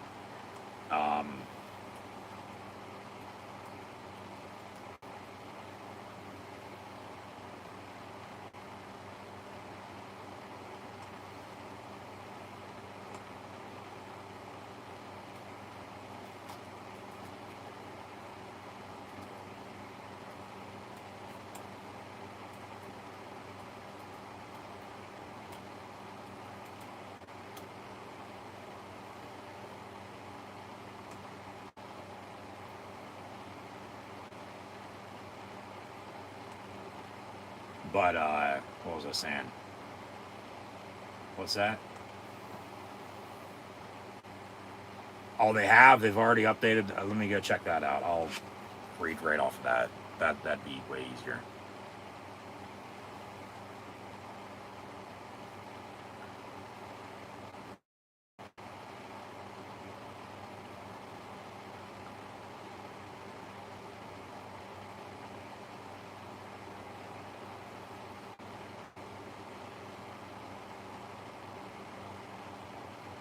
So, I mean, obviously you heard the boos yesterday. And this is the article on gopsusports.com for Penn State Athletics. Penn State announces change in football leadership as associate head coach Terry Smith to serve as the interim head coach for the remainder of the season. And I quote, University Park, Pennsylvania, Penn State has made a change in the leadership of its football program. As Vice President for Intercollegiate Athletics, Patrick Kraft, announced today, Associate Head Coach Terry Smith will serve as the interim head coach for the remainder of the season. Kraft will lead the national search for the next head coach. And obviously, he knows Matt Rhule very well. Was the AD at Temple when he hired Matt Rhule to become the Temple Isle head coach. And then also Pat Kraft played at Indiana in the Big Ten, and Kirk Cignetti's their current head coach. So, Dan Lanning's obviously at Oregon, but he probably ain't leaving. But James Franklin concludes, as he was fired, I quote, James Franklin concludes his tenure in University Park after 11 plus seasons. So he didn't make it 12 full years. He made it 11 and a half, because they're 6 games down here in 25 at 3-3. But James Franklin concludes his tenure in University Park after 11 plus seasons with an overall record of 104-45, still tied with Rip Engel. Tying him for the second winningest coach in the history of Penn State football. And I quote, Patrick Kraft has said Penn State owes an enormous amount of gratitude to Coach Franklin, who rebuilt our football program into a national power. He won a Big Ten championship, led us to 7 New Year's 6 bowl games, and a college football playoff appearance last year. However, we hold our athletics program to the highest of standards. And we believe this is the right moment for new leadership. You're goddamn right it is. At the helm of our football program to advance us forward and toured Big Ten and national championships. Franklin has coached 18 All-American selections, 32 national major award winners or finalists, and 59 draft picks while at Penn State in his first 14 years as a head coach at Penn State and Vanderbilt. As you remember, Penn State hired James Franklin away from Vanderbilt in January 2014 to replace Bill O'Brien, who was at the helm for 2 years in 12 and 13 before he left for the NFL's Houston Texans as he replaced Joe Paterno. But Franklin mentored 116 players reaching the NFL ranks, including 8 Penn State first-round draft picks. I'm grateful for all that Coach Franklin has done for Penn State football and the university over the past 11-plus seasons. We thank him for this dedication, and we extend our best wishes to him and his family as they move forward into the next chapter. So who knows where, Franklin winds up. That was said by the Penn State president. Our commitment to excellence extends across every facet of our institution, including athletics, and I'm looking forward with great anticipation to this exciting new chapter for the Nittany Lions as we continue to build on that standard. Penn State football is an integral part of our university and is an important part of our lives, and is an important part of the lives of millions of our fans, community members, and alumni around the world. Sid Kraft, we have the best college football fans in America. We are Penn State. Rich tradition of excellence, significant investments in our program, compete in the best conference. Not a complete team this year at 3-3, but compete in the best conference in college sports in the Big Ten and have a state-of-the-art renovated stadium on the horizon.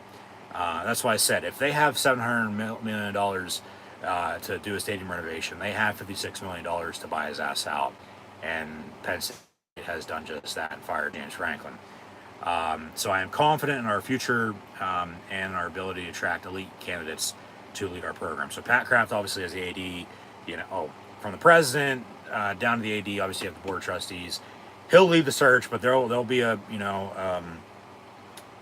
party put together for figuring out potential candidates and who they want to talk to and potentially offer, and then name the next head football coach. I would think by the end of November, early December. So Penn State has officially opened up in the college football coaching carousel. I might have to do weekly videos about this moving forward on top of live play-by-play watch-along reaction streams. That's still yet to be determined, though. We'll see. Still 9-0 Steelers on top of the Browns. Under a minute to play in this first half, so we're not missing much. But yeah, the breaking news is from Penn State football. They have fired head football coach James Franklin. He is no longer the head coach of the Blue and White Penn State Lions. Terry Smith named interim. But in my opinion, go check out the video I posted last night of just a discussion, of what frustration has been built up with Penn State football as of late, and what's next moving into 2026 on needing to move on. But at that time, they didn't, and like I said then, it wasn't a matter of if but when, and they do it less than 24 hours after the game ends yesterday, and have officially moved on from James Franklin. Franklin fired at Penn State.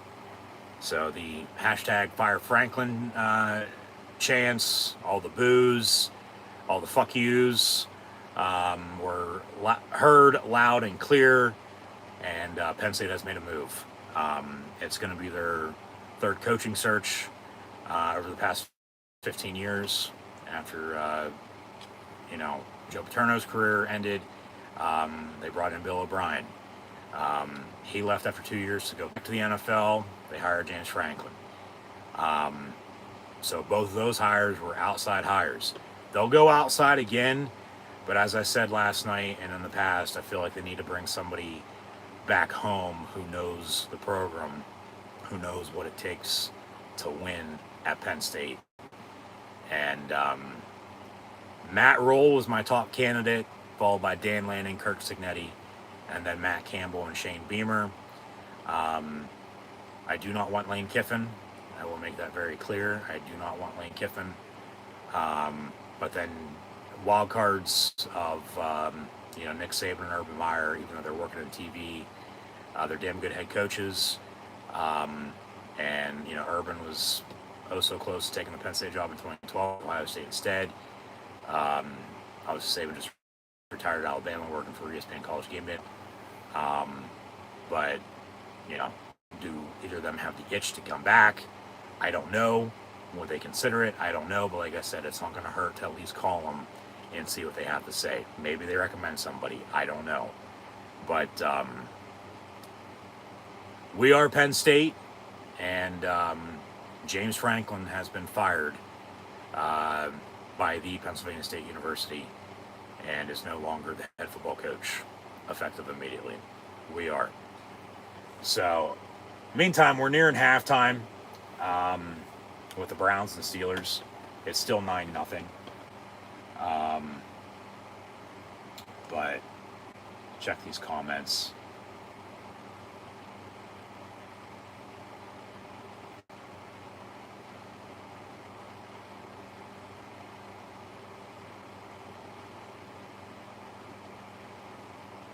So that's that.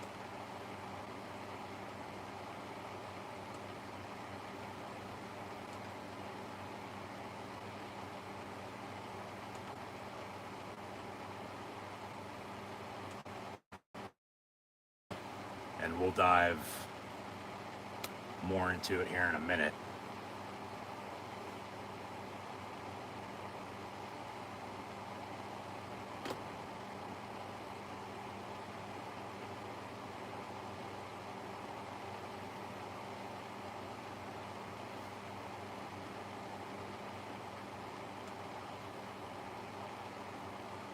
Okay, so now it's everywhere. It just took it a couple minutes to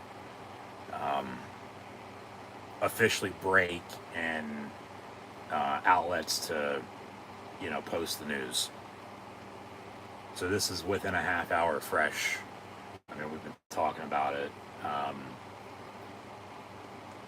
Since it broke, we knew potentially this was going to, happen today. Thought maybe last week, as mentioned, but they held on and couldn't bounce back.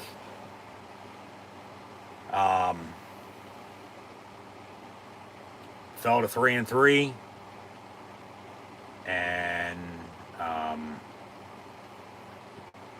they make the move today compared to even next Sunday. After going to Iowa, because then they're on the bye the following week. So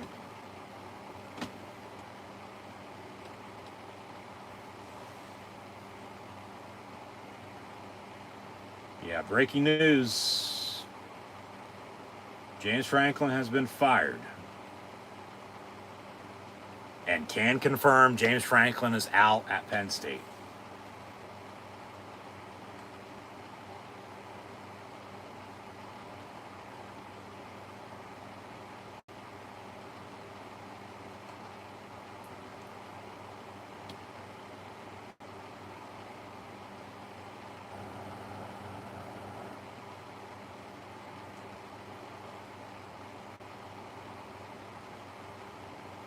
So, I mean, at this rate, I don't really care what the amount of money was, but, they fired him. They're paying him over the course of, the rest of the contract. And, he'll get that in full. Obviously, that's what a buyout, will do. I mean, obviously, it's going to offset if he gets another job, though. So Penn State won't be on the hook for everything. So he'll land somewhere. Where that is, I don't know, and I don't care.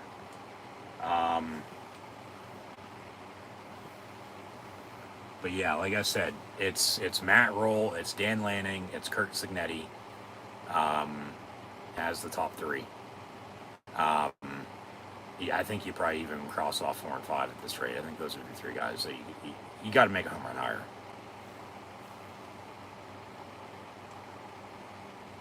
So I'm gonna make a comment on the after I get done here today. I'll have to remind myself to do so. As the Browns kick a field goal going into halftime, it's 9-3 at the half, and the Browns are going to get the ball back to begin the second half. So we'll discuss more about this game in a little bit, and we'll update Assassin scores in a little bit as well. Recap, preview, all that jazz as we normally do. But making a comment of, hey, there's discussion about Penn State and James Franklin at the end of the UCLA stream, the Northwestern stream, and made the video last night, but then now even more today. So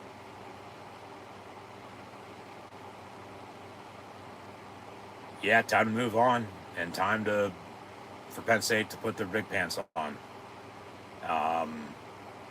and go to fucking work, and go get obviously whoever they're going to hire. You know, hopefully it's, like I said, one of those 3. Yeah, I don't want Lane Kiffin. No thanks. He's too glitzy and glamour and too flamboyant. I'm not saying he's not a good coach. He is, but like I said last night, I just don't think he'd be a right fit at Penn State. That's what I said. Matt Rule, Dan Lanning, Kirk Signetti, kick the tires on calling up Saban and Urban Meyer. Yeah. I think that's where it starts and ends. And if one of those 5 ain't named the head football coach, then, you know, there's something wrong.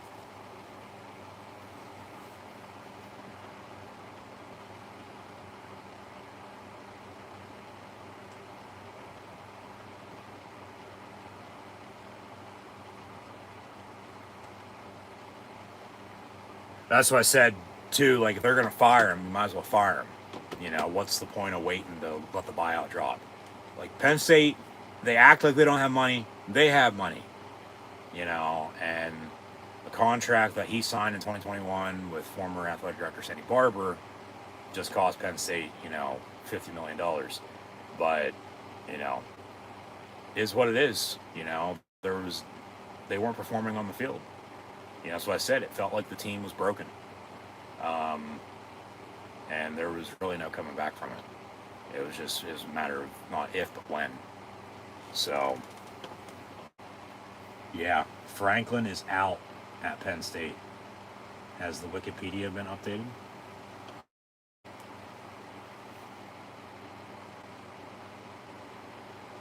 Yes, it has. Penn State head football coach from 2014 to 2025.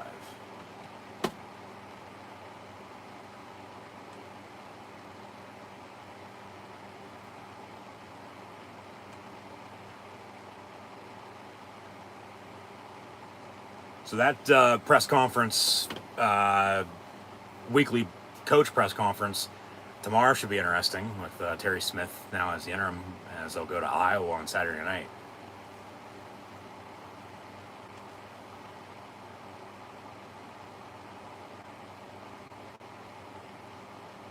But like I said, thank God.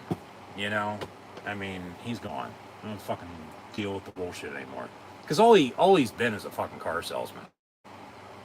You know, he's a recruiter, kissing ass, but it's always been in-game, you know, decision making with James Franklin.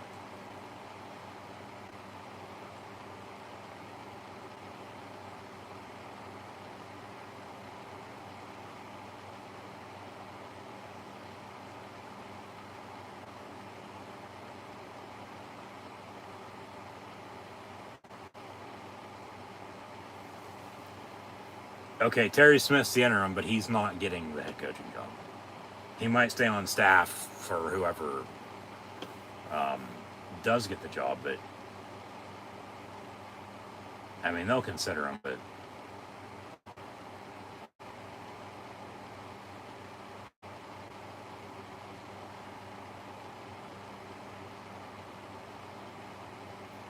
I mean, I would take, a couple other guys that are elsewhere that,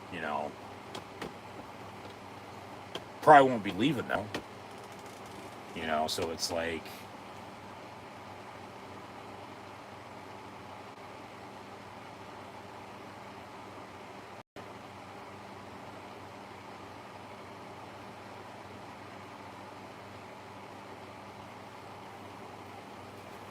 I mentioned Manny Diaz as well. No, like, just he had some success at Miami, but not much.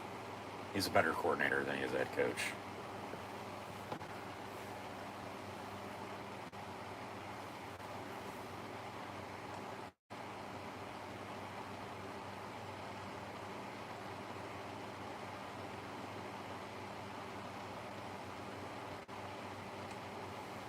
I mean, if they can hire Nick Saban, by all means, hire him. Um, doubt it's going to happen, but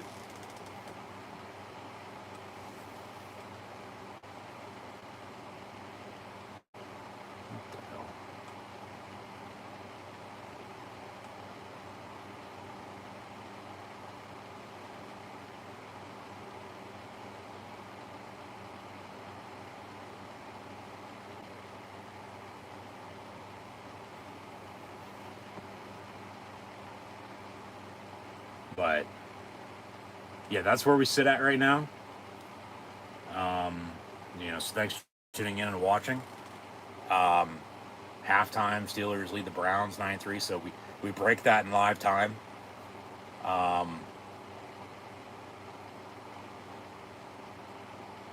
And yeah, we'll get to some stats and scores here in a minute, but I mean, I'm not still trying to wrap my head around it because I knew it was going to be happening. It's just a matter of when.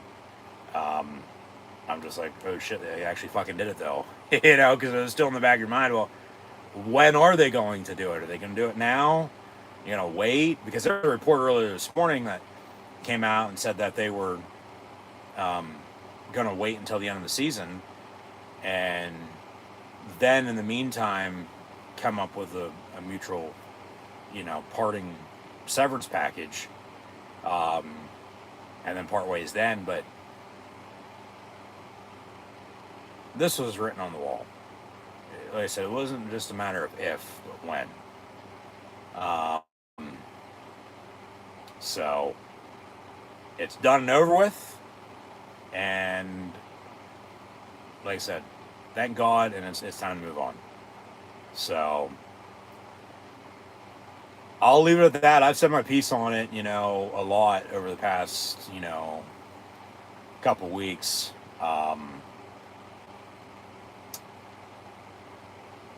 But Penn State, no doubt about it, going to be the biggest opening in the coaching carousel, at least right now, and maybe for the whole entire season. So yeah, I mean, we'll see what happens. Because obviously you already had Virginia Tech, UCLA, and Arkansas open up. Now Penn State's opened.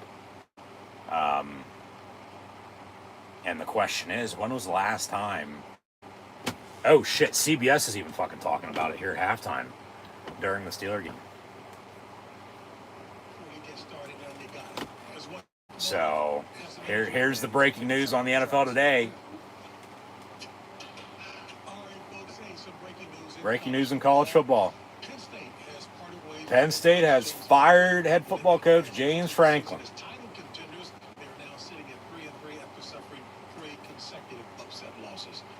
So that's all they say about that. There ain't much else to be said about it. So commercial break continues here at halftime. So I mean, that's real as real gets now. They're first I've seen about it on TV. Normally it's old school. You see it on TV before you see it anywhere else. Nowadays, you see it online before you see it on TV. But yeah, just they got to make a home run hire. I don't want no up and coming offensive, defensive, coordinator, up and coming head coach. They got to make a splash. They do. We'll see what happens and who they, hone in on. Like I said, I feel Matt Rule is the guy. I've been saying his name for almost a decade. And it still might come to fruition, potentially here. And if so, okay, we are Penn State. If not, then they hire somebody else. Then, we'll have that talk then about, well, this, that, the other. But go get Matt Rule. I'm telling you, go hire Matt Rule. And then, if he turns down his alma mater, which I'd be surprised if he does. Franklin had always said that Penn State was his dream job. Matt Rule played at Penn State. There's only one thing better than playing at Penn State, and that's coaching at Penn State. Penn State's a blue blood. They're so close, yet so far away still. And, people say he's a program builder, which, yeah, he is. I mean, he wins, everywhere he's been, and it's always year 3, and people say, well, Penn State doesn't need, rebuilt. Well, I mean, yes, but no, but this is anywhere, like, you should always be building, towards the future, because if not, you're losing. And that's the thing with Penn State here, is just it fucking fell off the rails. And like I said, it just felt to me like the team was broken. Because any coach can recruit, any coach can coach, and yeah, I'm telling you, go hire Matt Rule. Go get Matt Rule. Especially the connection of Matt Rule and Pat Kraft. Being the AD and head coach at Temple. We'll do it here at Penn State now.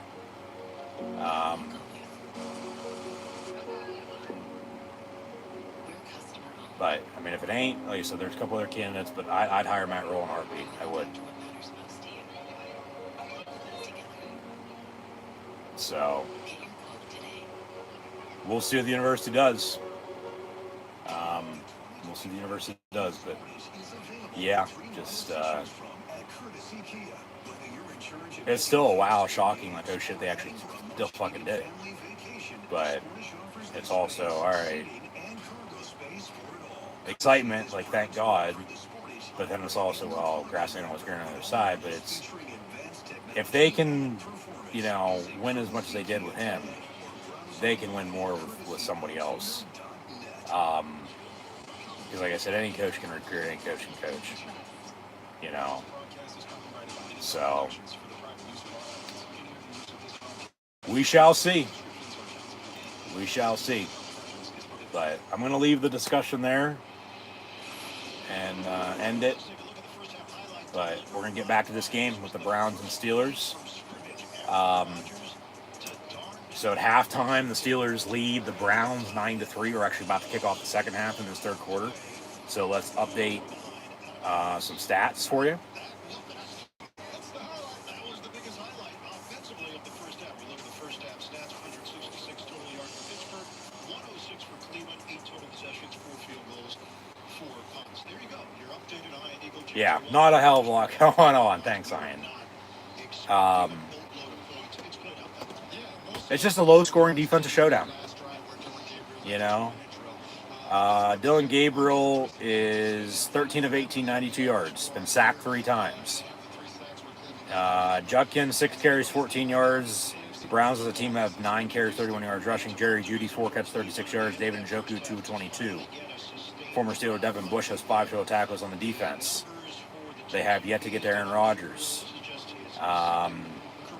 Browns have punted 3 times. Field goal was good from 31 to end the first half. Browns also getting the ball back to begin the second half. Aaron Rodgers in the first half was 12 of 19, 120 yards. The Steelers have 13 carries, 46 yards rushing, so continue to run the ball.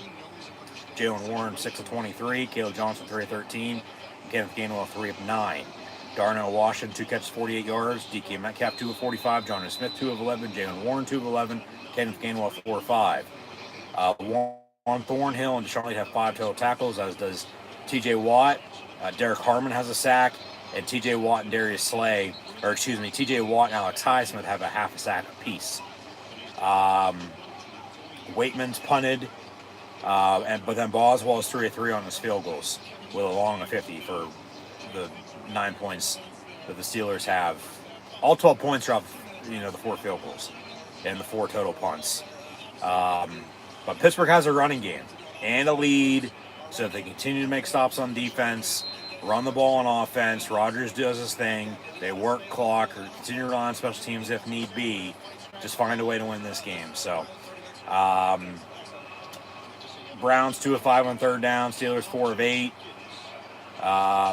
Steelers have 166 total yards compared to the Browns 106. 8 penalties, 5 of 30 against the Steelers, 3 of 30 against the Browns. Yeah, Steelers controlling the clock by 5 minutes, 17:28 to 12:36. So, yeah.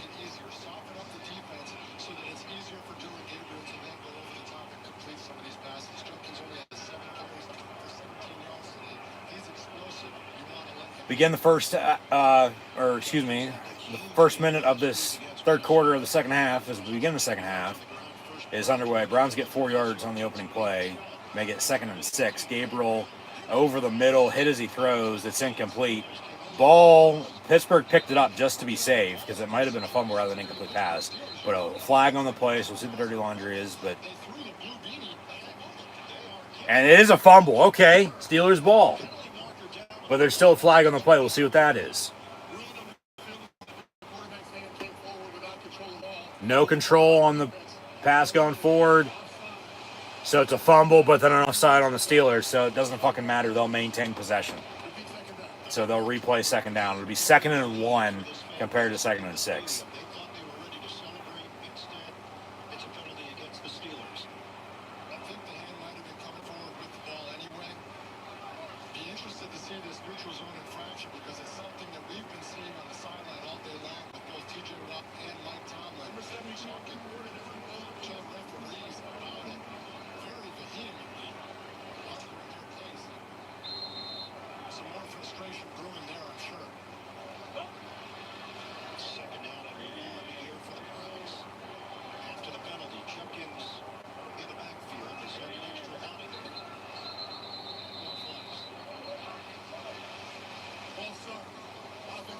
Now false start, so back them up. Replay the down. So this was the previous ball. With Watt lining up there. Look at it there. Certainly doesn't leave early. You just have to imagine that the ref saw a helmet or something lined up in the neutral zone. So 2nd and 6 again.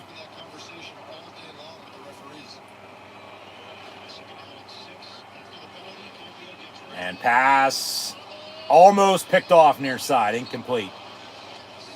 3rd down.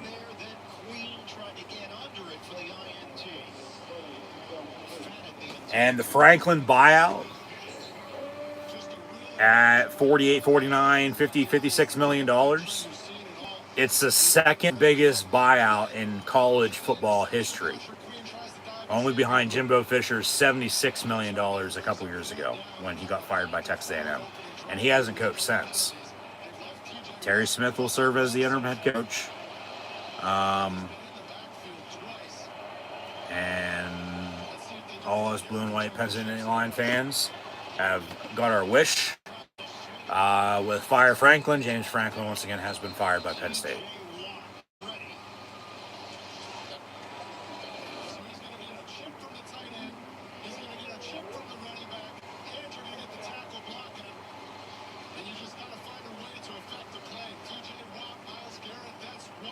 But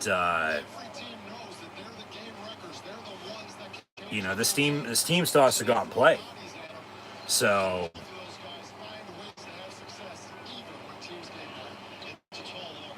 we'll see how they do that and what they're going to look like. And Browns on the punt here to begin the third quarter. But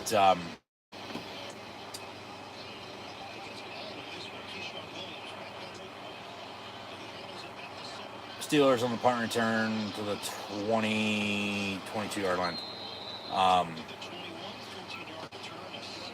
Look, obviously you got to feel for the players, but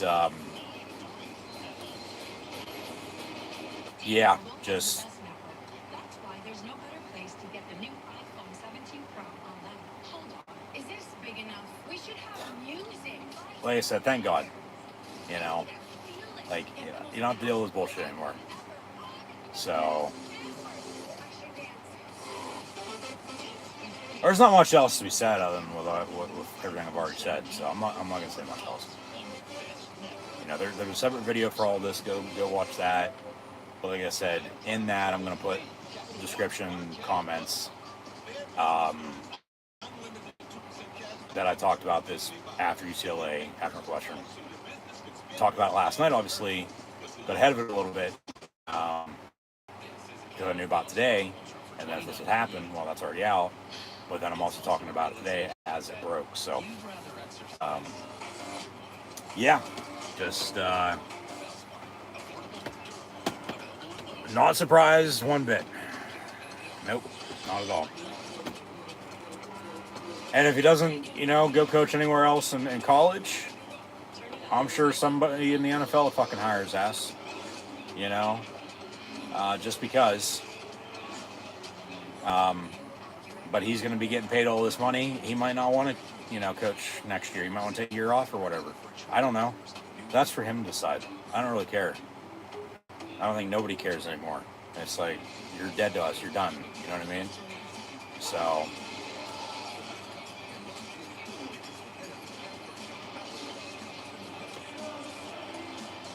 yeah, just, you never want to see him get fired, but that's the thing with job performance. You're not doing your job, you're going to get fired. And he wasn't doing his job as head coach. He wasn't.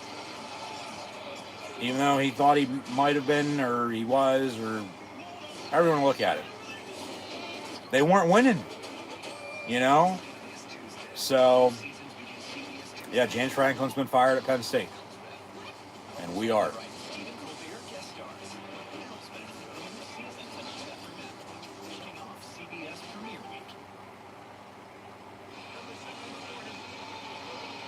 So, eligible player. It's 1st and 10. Steelers up 9-3.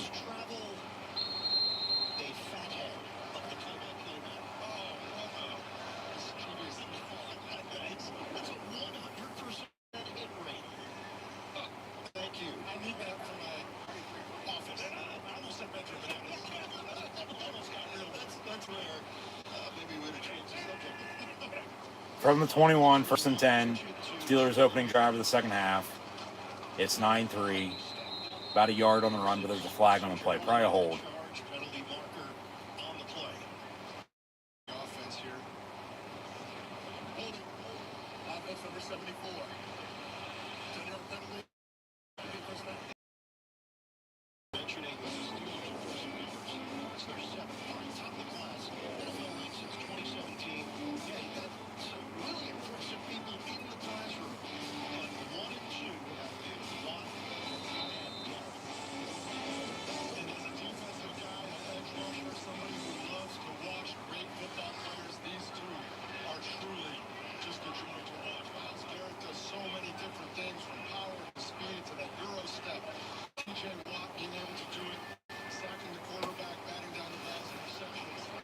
Rodgers pass, near side, complete Kenneth Gainwell for a couple, but, the holding backed him up on 1st and 20, so it's about 2nd and 15. Early stages, third quarter, Steelers are nursing a 9-3 lead against the Browns. They pick up 5 yards.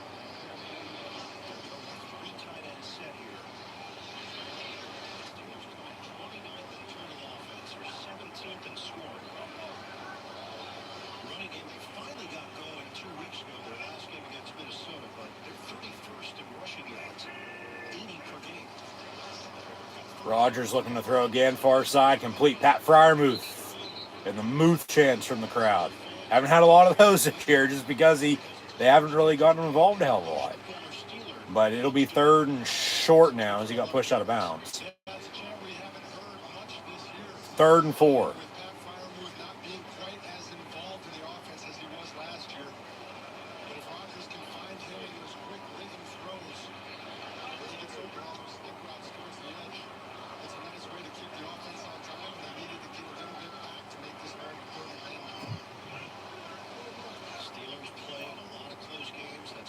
Third and 4 from the 27.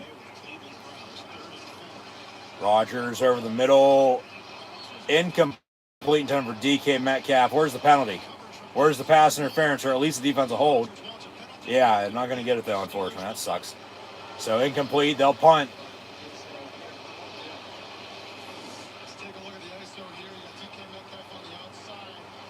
That's defensive holding. Come on, he's holding his arm the whole entire time.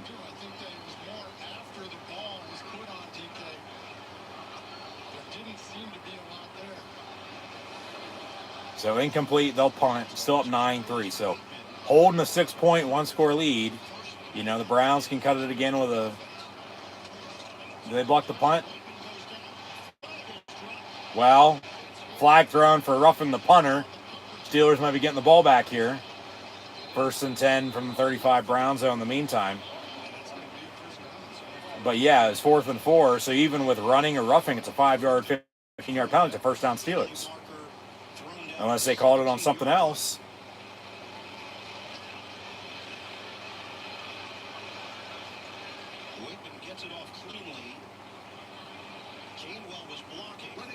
Running into the kicker on the defense.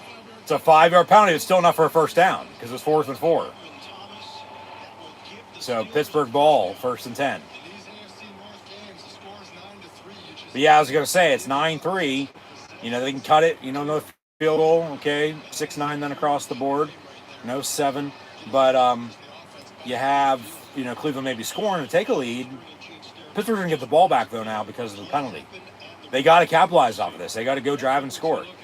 Go kick a fucking field goal again. You know, you're up 12-3. That's another 9.2 score game. You know, if it comes down to not scoring touchdowns today, at least you're kicking field goals and taking your points when you can get them because you don't know what you're going to need late. And, I mean, defensively, hopefully they're going to get a stop there. But, you know, special teams-wise, offense is going to maintain possession because of the penalty on the punt. But 1st and 10, Steelers. And let's see where they spot the ball here. But if you can go drive and score a touchdown, go up 16-3, I mean, that's 2 scores. At 13, they need 2 touchdowns to just, you know, take a lead. And, you know, time in on their side because you're running the ball and controlling the clock. And then hopefully going to continue to do that. They run an end around near side. Jonnu Smith. Not too often do you see a tight end get the ball on an end around run. But you just did there. Jonnu Smith gets about 9 yards in that 2nd and short.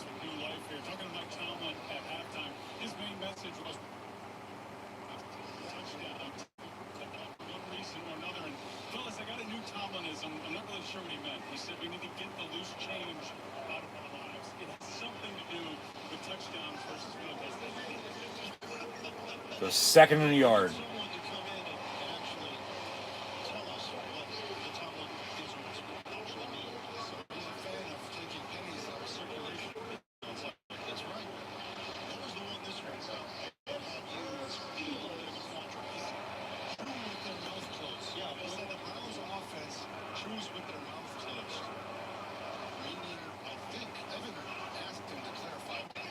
From the 42, 1st and 10.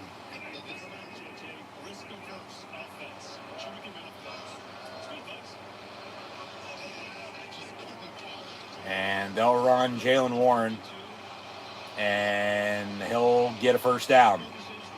11 yards on 1st and 10. Running them again.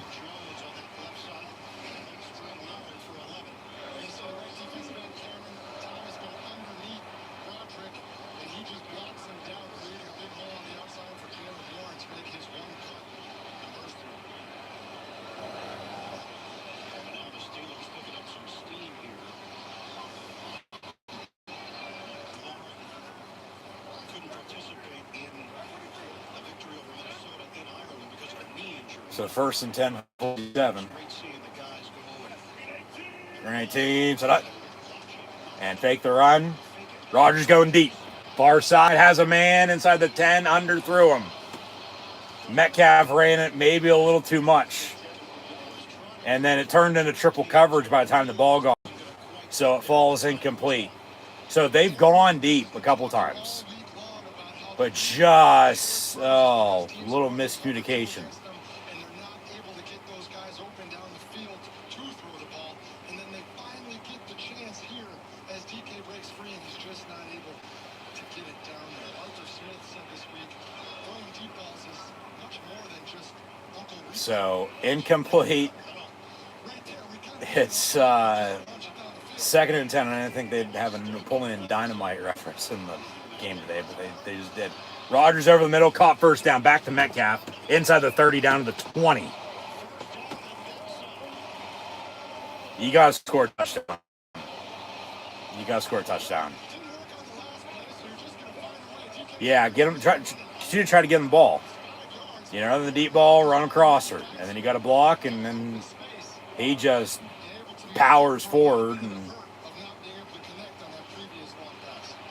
25-yard pass play. And the Steelers Yeah, let's go. First down. Now get back to the run game. 15 of 24, 160 yards. The Browns have not allowed a 300-yard passer in 33 straight games. That's the longest active streak of the NFL. And from the 22, handoff, Warren to get up the middle. And he's getting 10 yards of fucking run now. And a couple first downs. I mean, shit, at this rate, he might get 100 yards today. Run him again. Just whatever you do, don't turn the ball over. Okay? Run him again.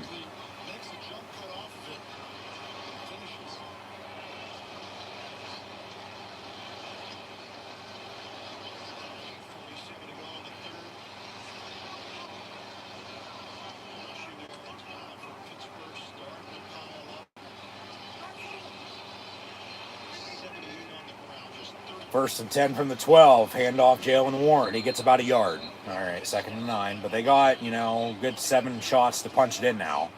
Because it's not goal to go yet. Goal to go is going to be inside the 5. It's pretty tough to sell the zone read when Aaron Rodgers is the quarterback. I don't think there's a whole lot of threat. Cleveland saying watch the pass on second and 9.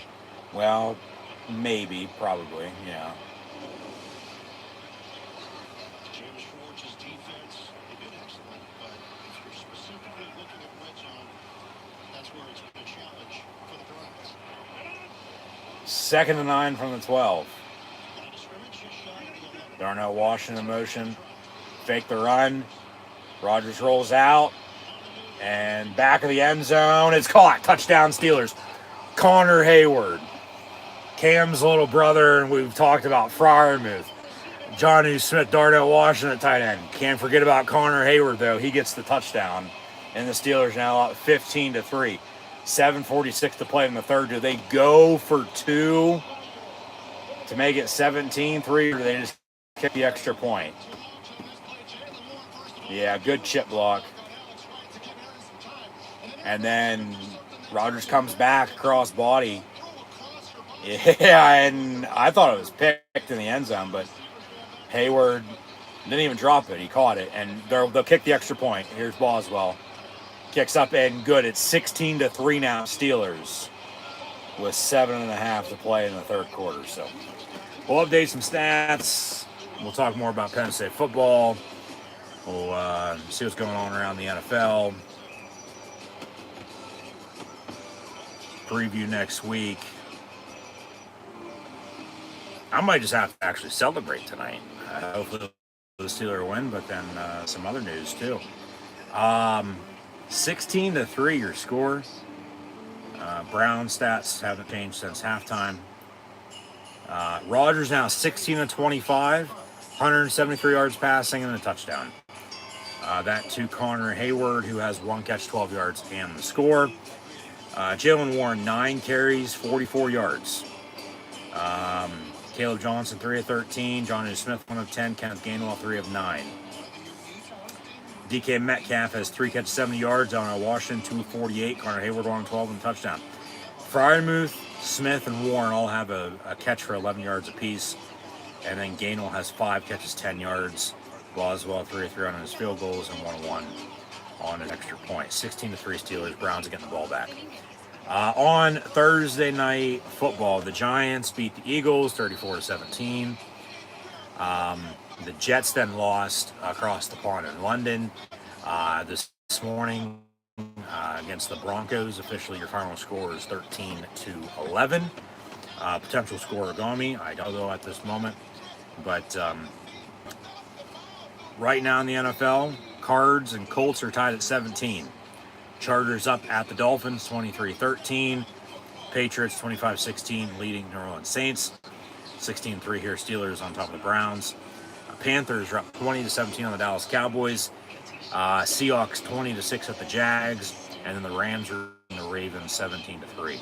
Games at 4 o'clock and 4:30 in about an hour or so.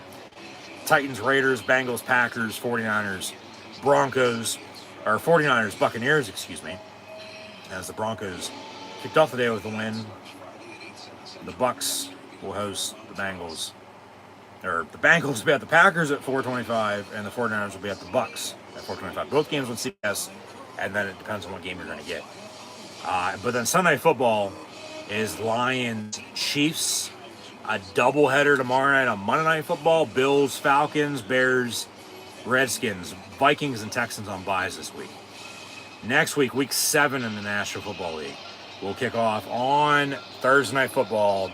Steelers at the Bengals in the AFC North. And 16-3 Steelers on top of the Browns right now, but then a short week on a road game on a Thursday night.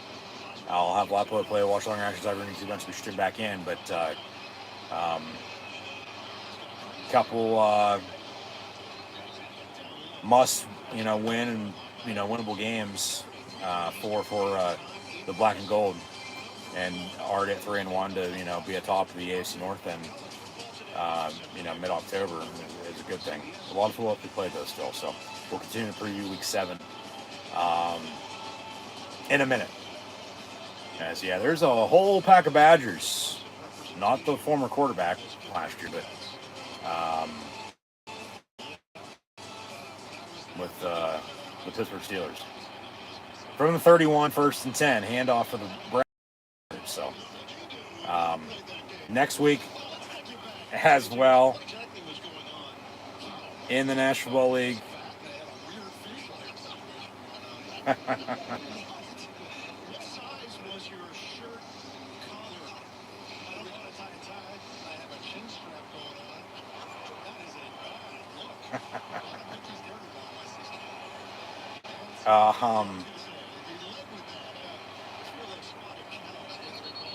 Got a whistle and timeout Steelers.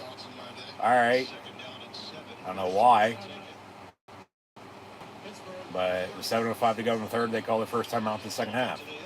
16-3 lead. But Steelers, Bengals on Thursday night next week. And then Rams, Jaguars in London next Sunday morning. Saints, Bears, Dolphins will be at the Browns next Sunday.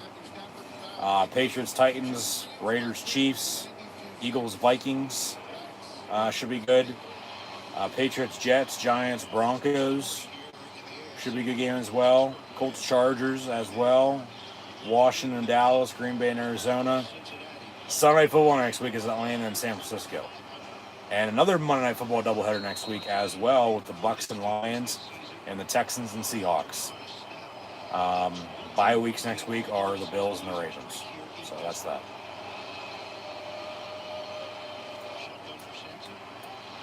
And we already recapped college football for the most part yesterday, so I'm not getting into that now. Today, I have more to talk about with Penn State football and James Franklin being fired.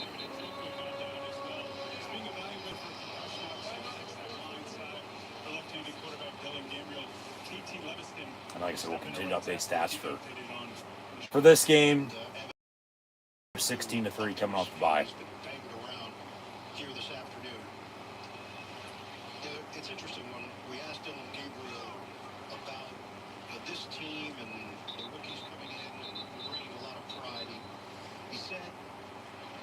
There's a will to win here. You can feel it. Progression is the discomfort of growth. We're going to get there, but it has to be proven through action. And you got to win some games to convince some people that you're ready to take the next step. Exactly. And he kind of understood that balance of needing to bring the new energy in life, but also respecting those veterans and guys that are in there. Third and one. Hero with good. He's got Judy. Walking the tightrope. First down, Cleveland quiets the crowd. They sprint out to the left, which is very helpful for a left-handed quarterback because he's just throwing in the direction of his arm, and then he does a fantastic job walking that tightrope. He stepped out way before they marked him out. He's out right there. Judy with 5 catches. Not there or there or there, but first and 10 Browns of the 47. Got elite speed and mobility after the catch. First down, under 6 minutes. Gabriel fakes the run, runs a screen, and it's going to be, almost picked up by Herbig. Incomplete, second and 10. Looking for Judkins. Yeah, the James Franklin buyout is the second largest buyout in college football history. He just doesn't see Nick Herbig sitting out there in the flat, covering his swing route out of the backfield to Judkins. And Herbig is going to be watching that one tomorrow, frustrated that he wasn't able to bring it down. When we asked Judkins about running backs that he watched growing up, he said, no, I watch wide receivers. Beckham, Antonio Brown, Jarvis, Landry, just like watching their movements. Obviously, Judkins So he doesn't leave on his own accord, which he almost did a couple times, and got contract extensions out of it, obviously. Penn State decided to fire him and pay him. eventually down at the 35. Dylan Gabriel has history with Nick Herbig. Way back in high school, 2018 Open State Championship in Hawaii, and it was Herbig who owned the night. And he's going to be more frustrated about that missed interception because, as Dylan Gabriel told us yesterday, he said, please don't show the highlights. Yeah, Herbig was ruining it for us, and Herbig wanted another one down there to have some bragging rights. But that some phenomenal high school football going on out there in Hawaii. And what do? We showed the highlights. We did. Darius Slay, the injured Steeler on the play, is up on his feet and walking off, being accompanied by the training staff. Speaking of injuries, that Browns O-line with Conklin being in the locker room being checked for a concussion, and now have Cameron to the left tackle who just arrived a couple weeks ago. They have Conklin out after Nancy Levison in there. Those tackle positions have been rotating all year long. The interior has been extremely solid between Antonio, Joseph, and Capella. But those tackle spots are tough. You would expect to see a little more help from these guys as they try and contain these efforts. That would be officially the 12th different combination that they've had on the offensive line. From the 35, first and 10. 6. The Cleveland Browns. Ramsey can line up at that other corner spot along with Gabriel looking to throw, near side, caught, boom, big hit by Cole Holcomb. you can feel it. Cole Holcomb holds it to no gain. Here's the hit by Holcomb. But you can see, we were just talking about those tackles, and that was the 12th combination. They kept both tight ends extended time to help block up front before slipping out into their routes because they don't want to give up too much to those Steelers edge rushers. Second and 10. 4.5 to go in the third. 100. From the 35, second and 10. Gabriel getting pressure, gets hit, dropped, incomplete at the 15. He had it in stride too, incomplete. Gabriel took a Fannin. from high spec just as he released it. Harold Fannin was leading the Browns in receptions coming into today, and he is going to believe lead he this played one. at That's a beautiful Bowling Green, if I'm not mistaken. One of the best tight ends in college football. between two guys. Yeah, Highsmith and Watt sandwiched Gabriel as he got rid of it.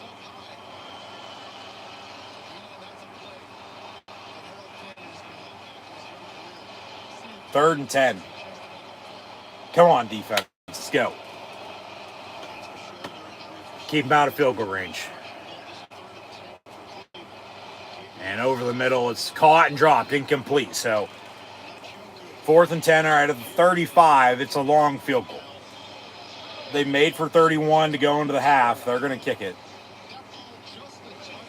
Rather than 16-3 to be down 16-6, still 2 scores of 10 if they make it. But from the 35, it's about a 53-yard field goal. This game is already tough as it is. Playing against Minnesota last week, playing against the Pittsburgh Steelers this week on the road. You have to do everything you can to help this guy. It's going to be a 53-yard attempt. From the left hash, Andre Schmitz. And oh shit, he made it from 53. So 16-6. 4:09 to play in the third. Who would have thought? So, signs here, signs there. It's going to be okay. We are Penn State. So,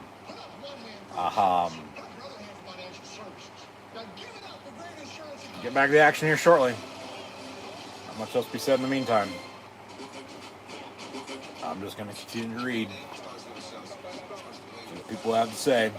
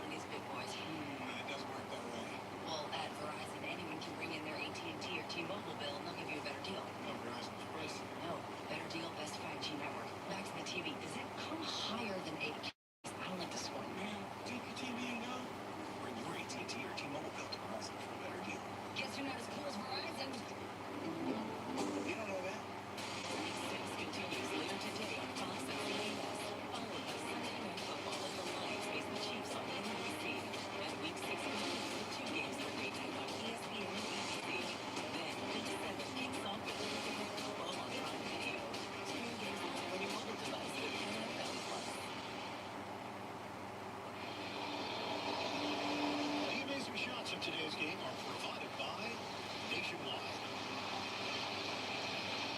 Here are field goals for the Cleveland Browns. They trail the Steelers 16-6.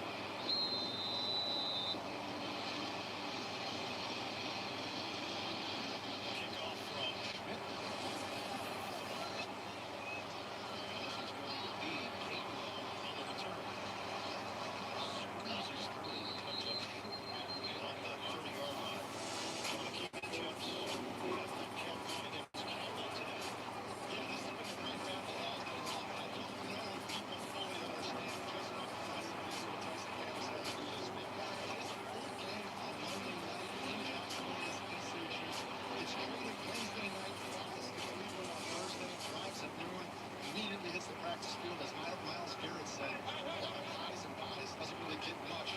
And then he comes out here in Pittsburgh and has to go one-on-one against DK Metcalf. He's done a nice job. DK had the one long one that he got behind him, but Aaron Rodgers wasn't able to connect. So 1st and 10 Steelers here up 16-6. Hand off, and Gainwell get first down. They'll move the sticks again, it looks like. On the offensive line, that'll try to do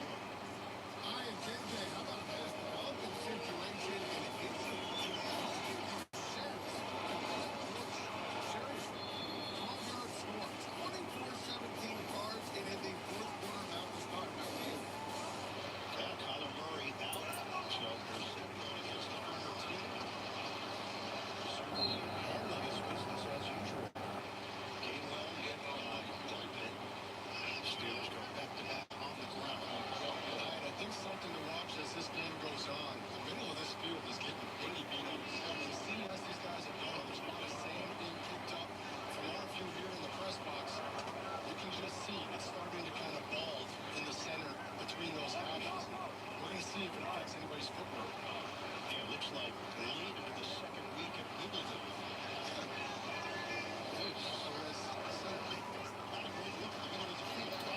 So 2nd and 7, pass complete.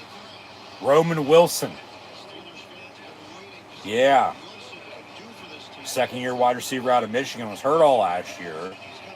And yet this year he's active, but they just haven't used him. And then he could really step up and be a number 2 wide receiver behind. Well, last year it was George Pickens, but he was hurt all last year. But then now DK Metcalf. And now they're talking about the field being, condition-wise what it is. Well, I mean, nothing new. But 1st and 10 here, Pittsburgh from the 47. And Rodgers will hand off. And Warren just... Yeah, crowd's fired up for sure. Some pushing and shoving, but just won't go down.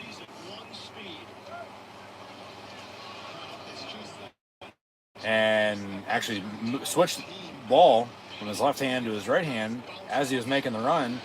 Caught, spun, wanted to go down. And they had to bring him down. Unless he was going to get the first down, and it's 2nd and a yard.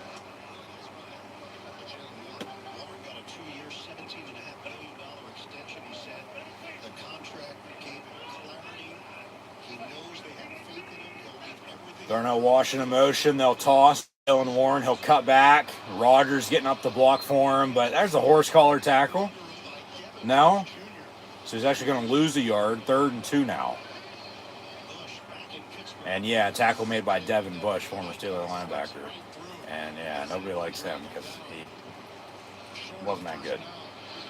And he complained.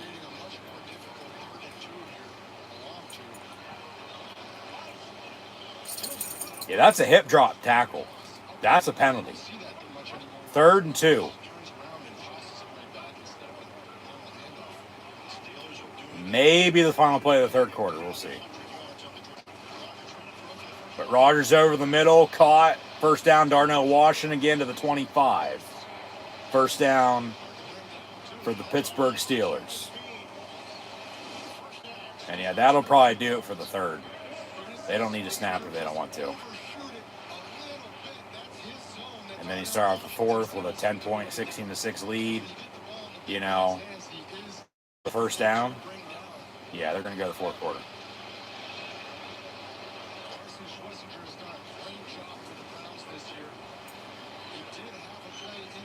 Darnell Washington has as many catches today as he's had all season combined thus far.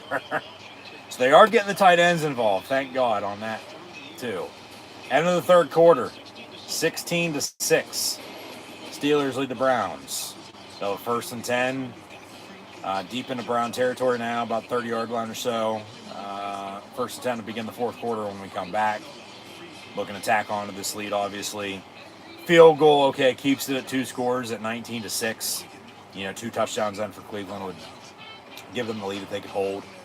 But, a touchdown for Pittsburgh, go up 23-6.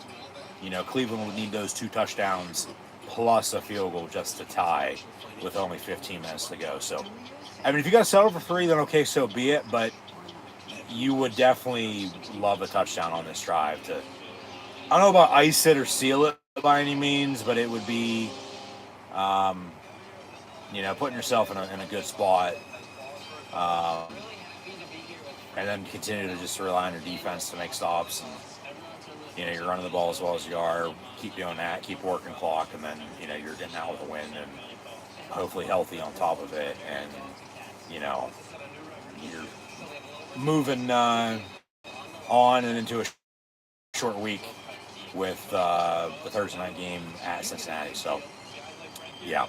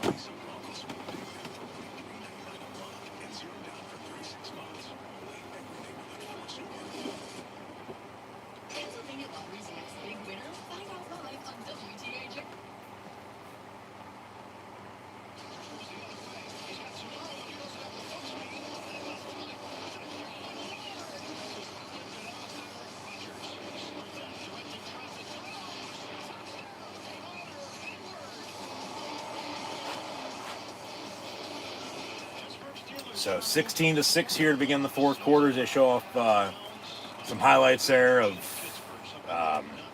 everything that's happened thus far.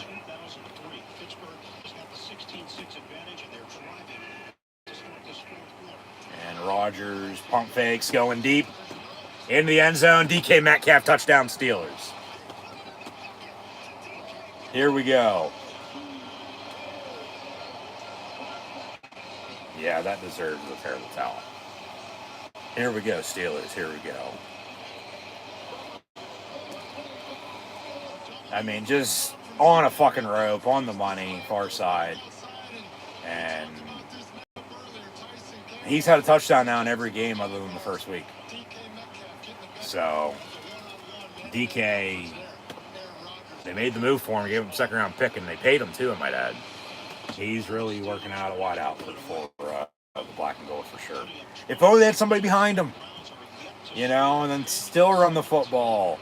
And, you know, still got the tight ends involved. Here's Boswell's extra point. Kicks up and good. It's 23-6. So that was the first play of the fourth quarter they scored. And Rodgers with another passing touchdown. Back-to-back touchdown drives from Connor Hayward to DK Metcalf now. So 23-6. And it might be renegade time, it might add as well. Because the Browns are getting the ball back here. Oh, mama. As James Franklin has already been walked to the gallows. Hangman's coming for the Cleveland Browns as well. Long arm of law is out to get him.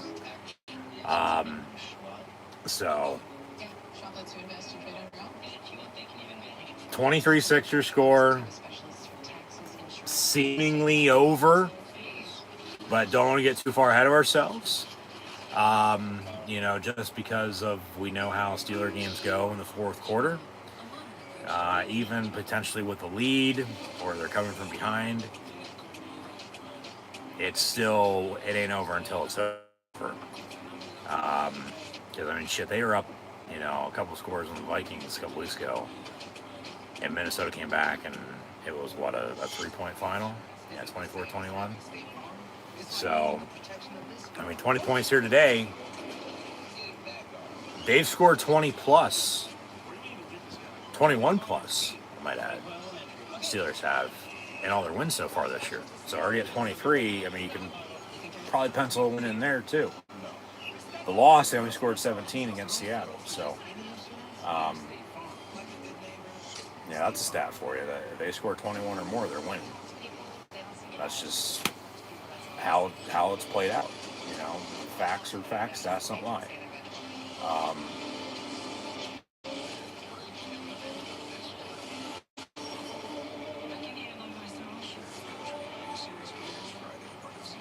And just get back out there and ball out on defense and run the ball and work clock and get out healthy and get out of the win. That's where they're at. But it ain't over until it's over because just as always, you know, they score, opponent goes and scores themselves and it's a ball game. You know. Do they play Renegade or not?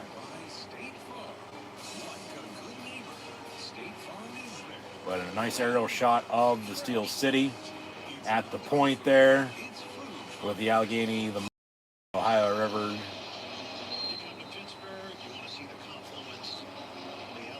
Yep. Thank you, Iron Eagle. I swear to God, I'm bugged. From the 10. Browns on the kickoff return to the 32. So 1st and 10, Browns from there.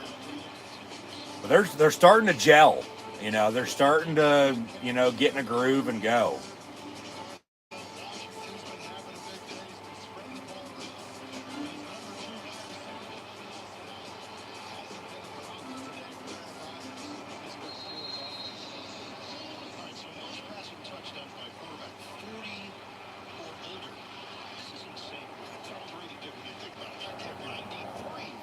From the 32, 1st and 10.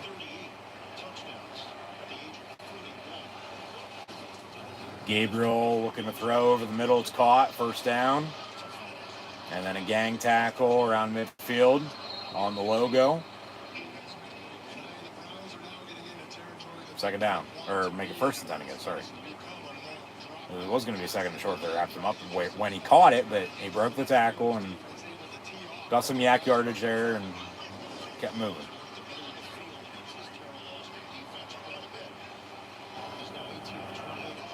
Handoff on a draw and tackle Joey Porter Jr. and Peyton Wilson.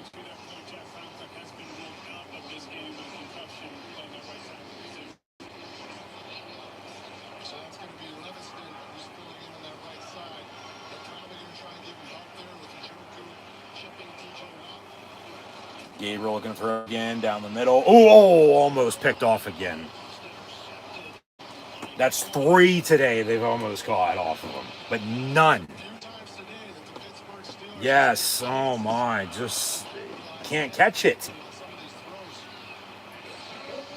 But it's 3rd down and 2.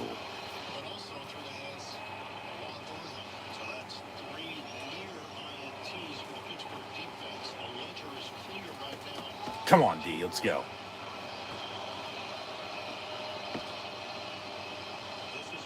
Cleveland wants to snap the ball, play clock winding down. They're going to have to call timeout. That's delay a game. They give it to him, though. Must feel bad for him because they're down. TJ Watt chasing them and then sort of not stripped it, but he got a hand on it as he was throwing. And then the pass forward falls incomplete. Yeah, that's incomplete. So incomplete, 4th and 2, they'll punt. Well, maybe they'll go for it. They are down a couple scores here. Yeah, they're going to go for it. So you obviously get a stop, but then you get the ball back. You run the ball and you work clock. You know. Come on, D, let's go. From the 46. Motion man. Over the middle, and Josh Cribbs is 16, makes the catch. But it's Bond. Not James, but Isaiah. Formerly at Alabama and Texas. So now the Browns are getting some injuries on offense. And Brandon Eccles hurt for the Steelers. So 13:36 to play, 23-6 your score.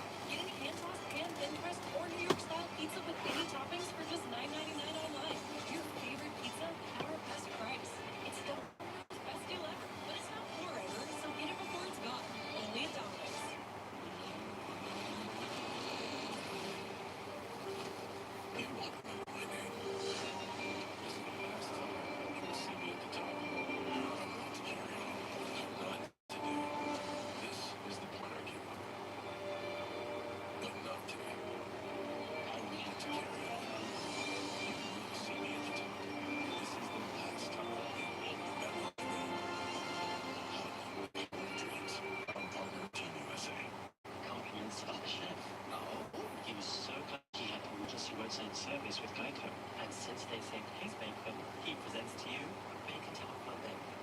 I think, mate, look, I don't need special treatment. I'm just happy you're too humble, Mr. Geico, which is why we also present to you. I don't need special treatment. Run-of-the-mill grilled cheese. Now it's all. Yes, we are. Okay. Get more savings, sir. Get more with Geico. A Chewy order is on the way for Jaws, who never lets go of what he loves. So Dad uses Chewy to get him everything he needs to keep loving life. One mouthful at a time. For low prices. For life with pets, there's Chewy. Country music is all about chasing a dream. And that's what the singing competition's about. This is the real deal right here. And over these audiences.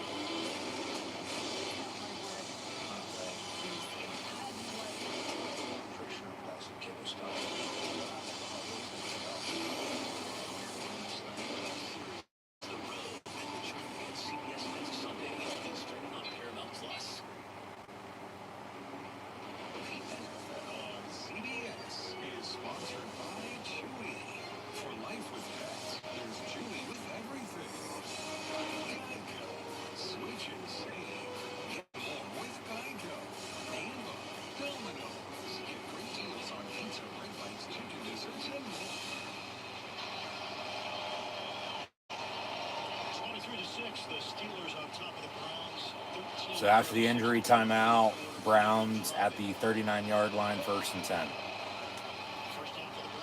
Dump off, and ooh, boom, big hit by Patrick Queen.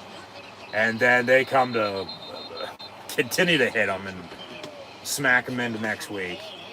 Cam Hayward, Porter, Yaya Black, it looked like. Just Patrick Queen, boom.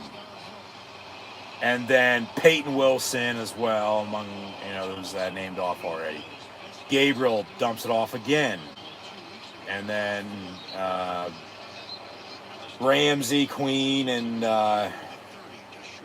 didn't get the other number. Was it Deshaun Elliott? Okay.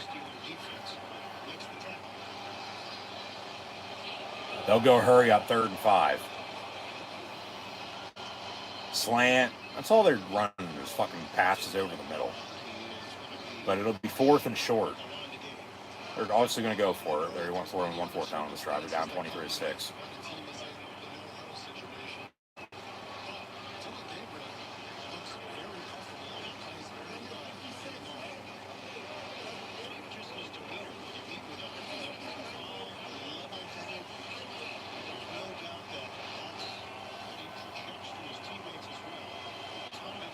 So 4th and 2, defense needs to stop.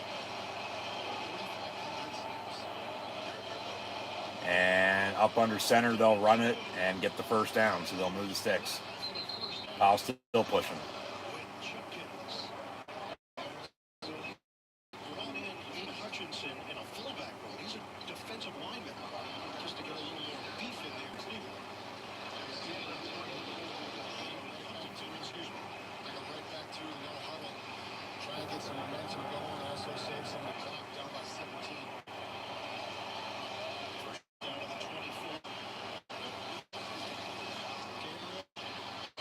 Dylan Gabriel going deep into the end zone, incomplete. Refs are letting him play on, if it's a hold or a pass interference today. They really haven't called that, even though they probably should have a couple times. Patrick Queen with a big hit to Gabriel, and then some pushing and shoving. Yeah, welcome to the NFL, rookie. That's one of those things. That's what that is. 2nd and 10 after incompletion.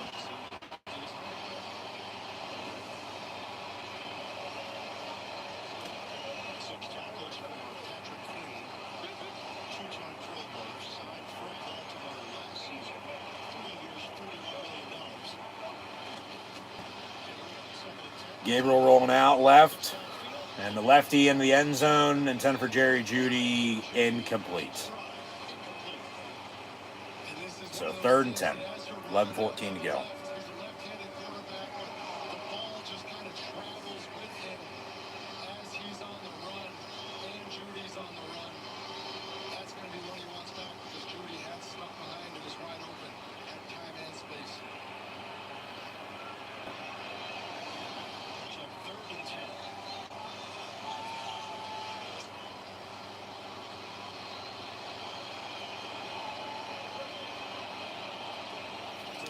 Third and 10 from the 24.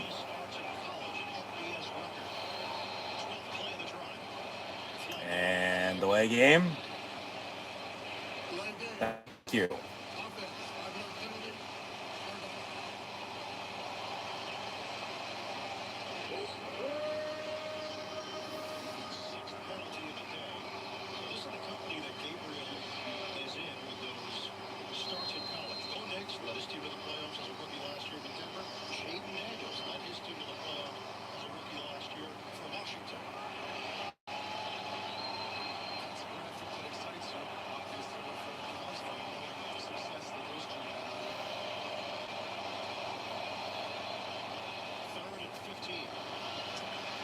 Third and 15, Dylan Gabriel over the middle. It's caught. Short, though, 4th and a yard. Penalty flags come flying in. How many fucking flags do you need? One was already thrown. The other two don't need to throw theirs either. Joey Porter now slow to get up.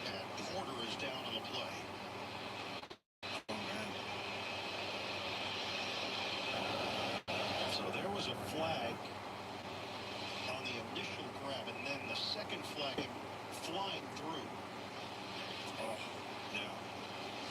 That's those ones across the middle. Yeah, that's a concussion. That's what that is. Tough as that.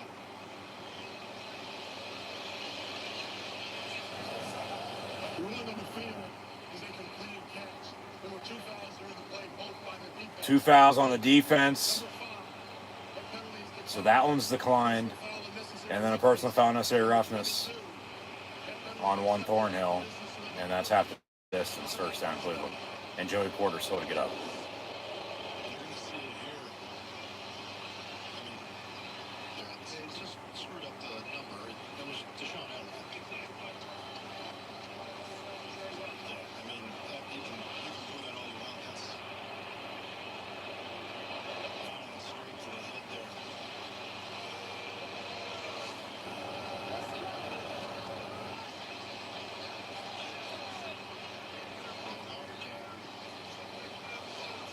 Was very upset. At first, the training staff was just talking him through the protocols, and now they're going to do some further evaluation to the back. So first and goal, Cleveland.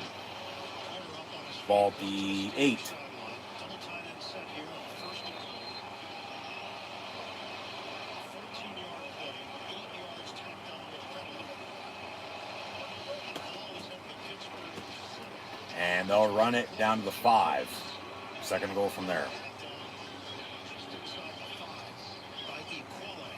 Picks up 2. And they're going to immediately go back to this quick offense, trying not to waste too much time, knowing they're still 3 scores down.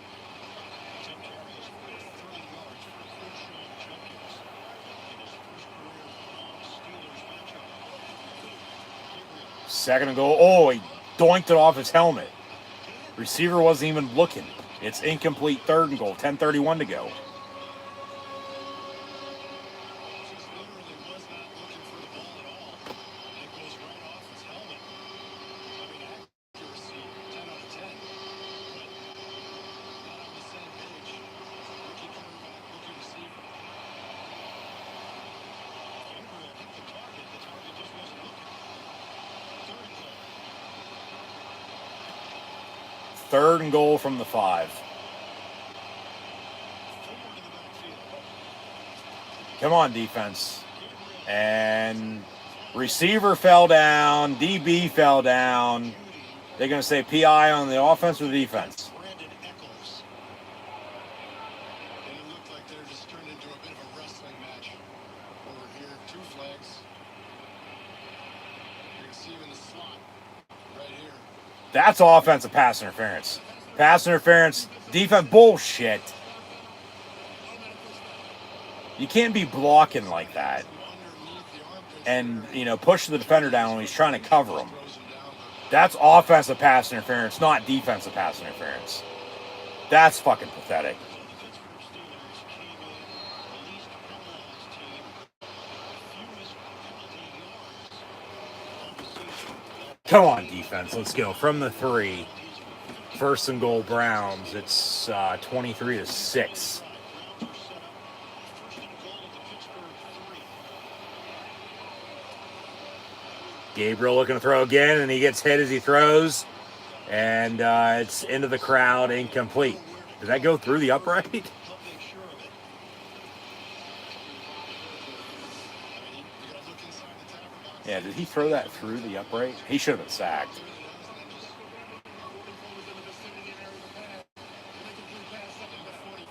Fucking refs. Is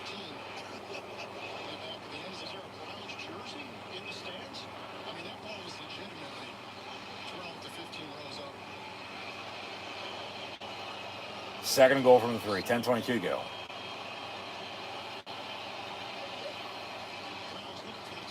And down goes Dylan Gabriel on the sack. They finally get to him here in the fourth quarter. Nick Herbig. Third and goal. If only they could get a pick off of him. They've come oh so close, but no cigar 3 different times today.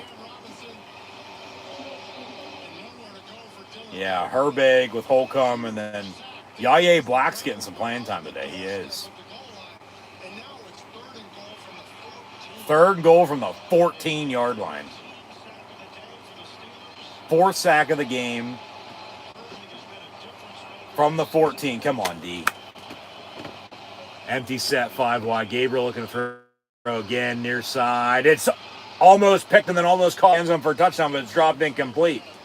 Joey Porter almost has 4 almost interceptions. 4. 4th and goal. I mean, they sort of have to go for it from 14. Or are they going to be petty about it and kick a field goal? I mean, maybe you do, because then you're down 23-9, and then, you know, you'd only need 2 touchdowns, you know, to tie with 9:33 to go if you can, you know, get some stops. But, like, they probably should kick it, to be honest with you. Like, it's not 4th and goal from the 1, it's 4th and goal from the 14. Like, you'd have to score. Joey Porter getting checked out. Yeah, I'd kick it too. Because then, like I said, yeah, you make it, you need 2 touchdowns to tie if you can hold. Yeah, you might as well kick him out. 32-yarder. He's good on both field goals he's kicked today. Boswell 3 of 3 on his. Obviously, the Steelers scored 2 touchdowns on top of that. Because they don't score those 2 touchdowns. They have the 9 points. Cleveland's tying this game right now at 9. You know, so those 2 passing touchdowns from Rodgers to Hayward and Metcalf are big. Because they got, you know, into a groove offensively, and it starts up front with the offensive line, but the running game has been big again today. Kick's good. 23-9, 9:29 to go. Got the Rams up 17-3 at the Ravens, Cardinals, and Colts in a shootout, 27-24. Cowboys and the Carolina Panthers tied at 27. Seahawks 20-12 at the Jags. 26-20, Chargers leading the Finns. And 25-19 lead for the Patriots at New Orleans. And then obviously 23-9 now here for the Pittsburgh Steelers on top of the Cleveland Browns. Those are 1 o'clock games. Serious allergic reactions and increased risk of infections and liver problems may occur. Before treatment, your doctor should check you for infections and TB. Tell your doctor if you have an infection, flu-like symptoms, or if you need a vaccine.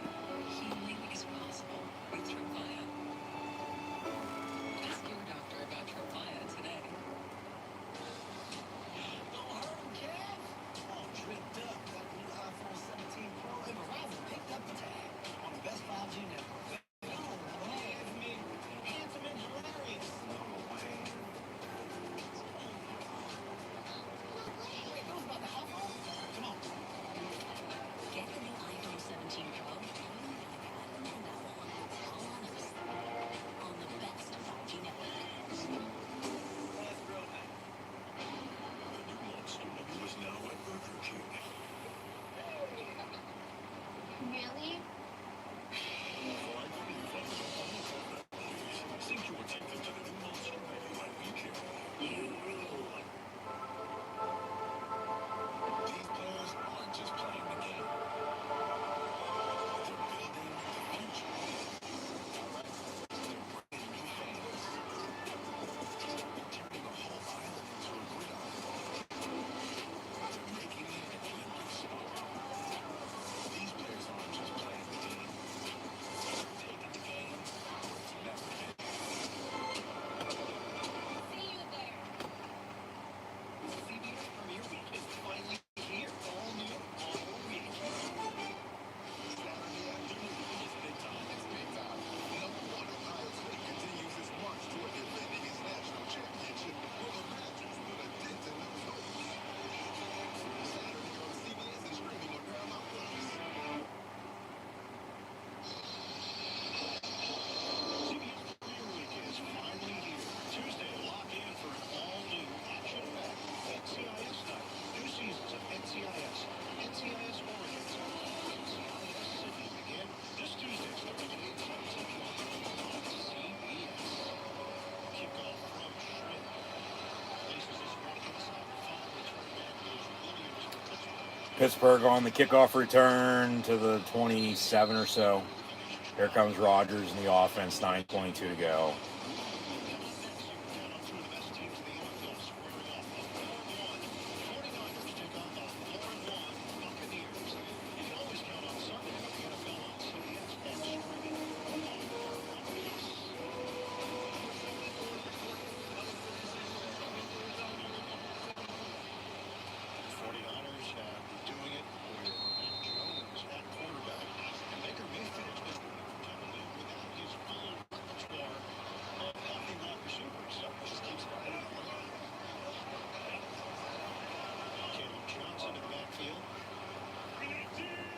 So 1st and 10, Pittsburgh. Rodgers will hand off. A couple yards up middle for, I believe that was Caleb Johnson, rookie out of Iowa. I believe so.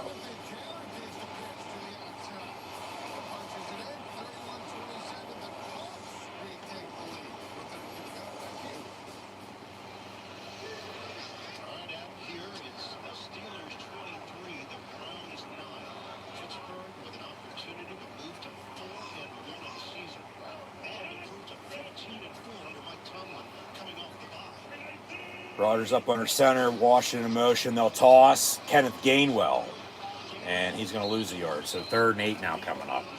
But work this fucking clock. Don't snap it until you have to snap it.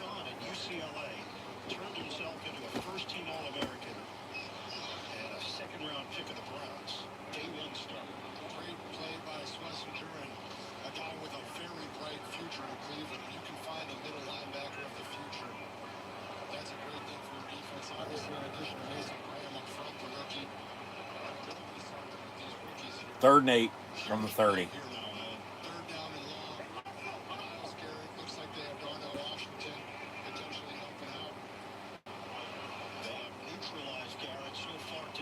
And Rodgers going to call a timeout. So they drain the play clock. Yeah, they drain the play clock. Steelers call their second timeout. They'll have one left. 2-minute warning as well. 7:54 to go. But it's 23-9. Yeah, the Browns need to stop, but they still need 2 touchdowns to tie. So obviously, if Pittsburgh here can convert, continue to drive, really just work clock. Kill the clock.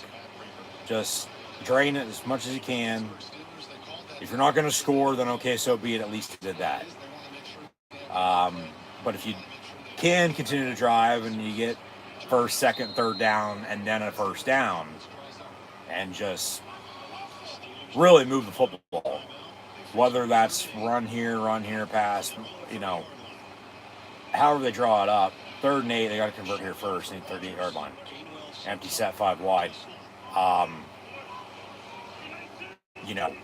kicking a field goal. Go up 26-9 unless, you're scoring a touchdown. Go up 30-9. Game's over then at that point.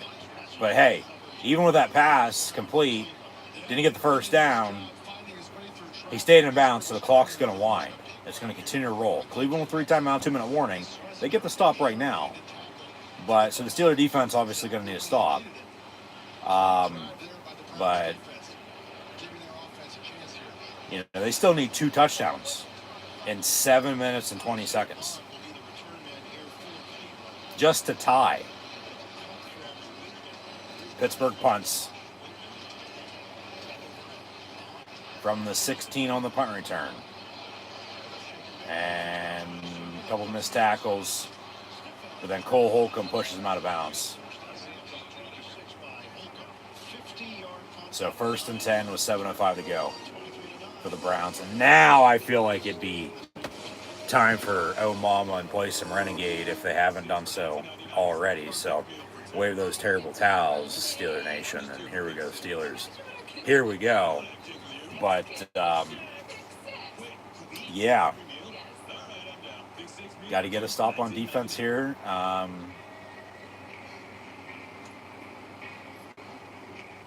Don't let us down now. I mean, they've gotten the stops they've needed to this point for the most part. So, only giving up 2 field goals. I mean, this is the fewest points they've given up all season, I might add. Win or loss, for that matter. And the win, they've scored 21 or more. The loss, they scored only 17. So, and you look at the other points that, gave up, even with a win, from the start of the year until now,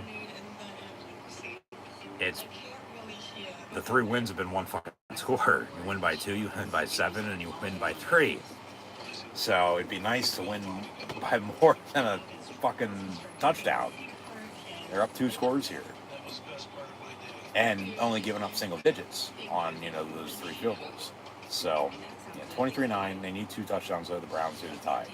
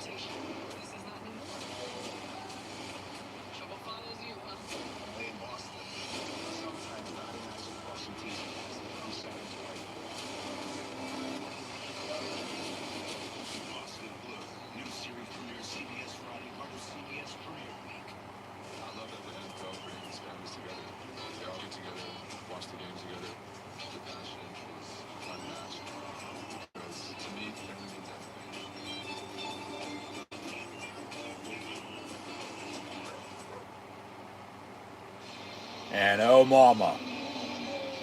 Jigs up.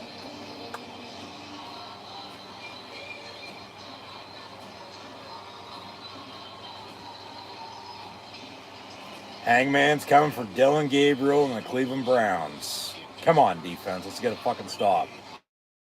They've almost 4 times today picked his ass off.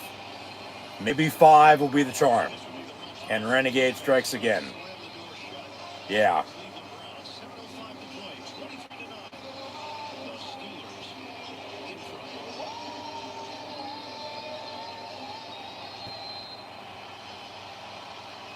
So, 1st and 10.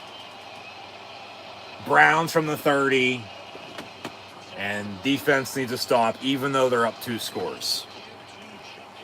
Hand off for about a yard.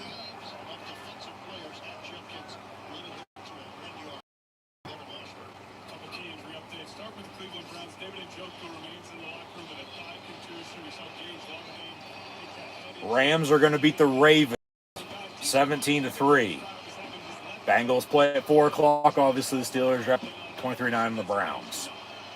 That's the AFC North for you. Pass, complete. And we'll see if they mark it a first down or not. And it looks like he's just going to be short. 3rd and inches. And TJ's on the sideline. I feel like they're just giving them rest. I mean, they're up 23-9. You know, get some guys, some playing time. Hand off, they get the first down.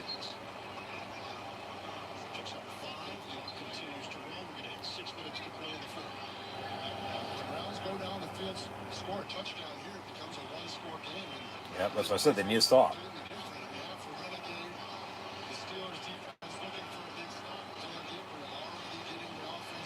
And Gabriel over the middle caught. And Holcomb and Queen on the stop.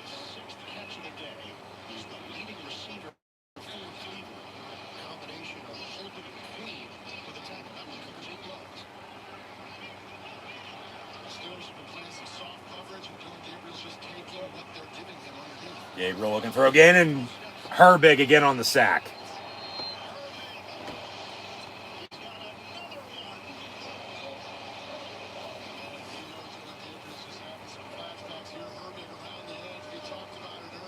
And if it wasn't Herbig, it was going to be Highsmith.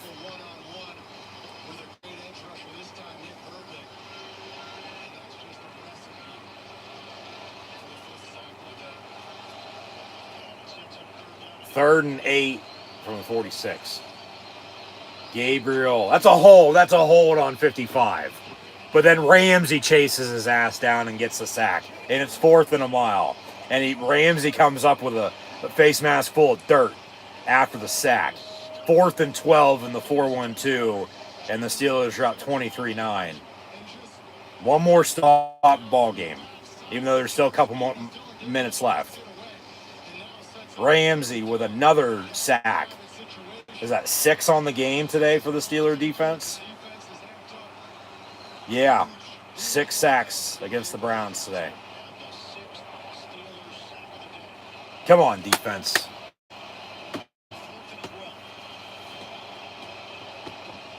Fourth and 12 with 4:09 to go. Gabriel's pass. It's incomplete.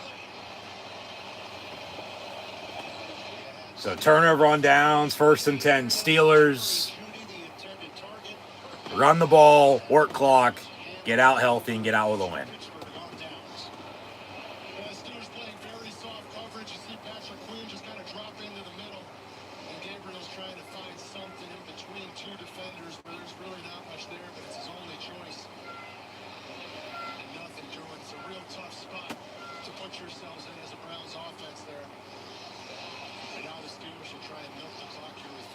Yep. Draining as best you can. They got 3 timeouts, 2-minute warning, but even still down 2 scores, they still have to get to stop and then score twice just to tie. So, for the most part, this game's probably over. But Pittsburgh can't do anything stupid. No turnovers, don't shoot yourselves in the foot. The refs have let them play the second half. They have. There really haven't been that many penalties this 3rd, 4th quarter. There's been a couple, whether you agree with them or not, but yeah. From the 41, 1st and 10. Rodgers up under center, around the ball. Thank you. Alan Warren. And here we go, Steelers. Here we go, chant. Haven't heard one of those at home in quite a while. The Chargers beat the Dolphins on a game-winning field goal, 29-27. Sure, there's people going to be happy about that. Setting up a potential big matchup next week, the Chargers and the Colts. Week 7 in LA. Who's ball now? I don't know. Haven't seen the schedule. Lucky guys. But it's a good-looking crew. I bet it's a real good-looking. Yeah. Attractive. Yeah. 23-9. Smart as well. I'd look for the traffic, but smart's a nice attribute. Shador Sanders, the backup quarterback. So the Browns do call a timeout. 3:57 to go. 2nd and 9 coming up. In his NFL career, Gabriel has gone 25 of 43 for 184 yards, no touchdowns, no picks. Should have been picked 4 times. Rodgers rolls out, complete. Jonnu Smith stay inbounds. Wind that clock. Yes. Make them call their fucking timeouts. Be 3rd and short with 3:50 to go. And you get a first down, you can easily take this to 2 minutes. See about the down and distance and all that. And then,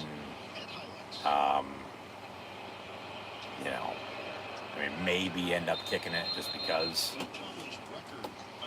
you should be able to kneel it out, though, if you get a first down here, I think. On 3rd and 2. You might even have to get in the first down before you do that, though. Yeah, like I said, we're still a couple plays away.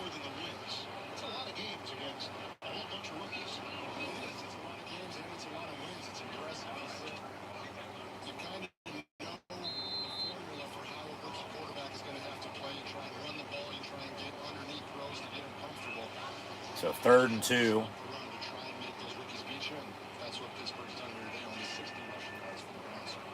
And Rodgers high snap. They'll run. And they'll get stuffed. So, okay, Cleveland's going to get the ball back. Because the Browns are going to call their 3rd and final timeout with 3:44 to go. And, where are they at field-wise now? Boswell going to kick it. All right, they're going to trot him out. I'll get the distance here for you in a minute. Yeah, it'll for sure end it.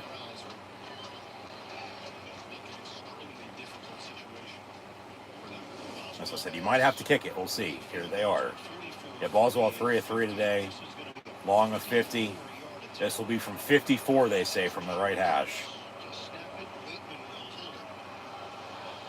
Going into the hills. As they're trying to get the footing right because the field's messed up there in the middle.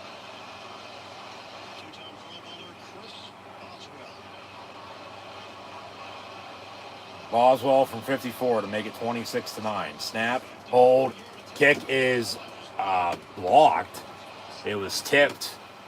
It still rolled to the end zone, but it's no good. Yeah, footing was off, and it got tipped, I believe. Yeah, he did slip, didn't he?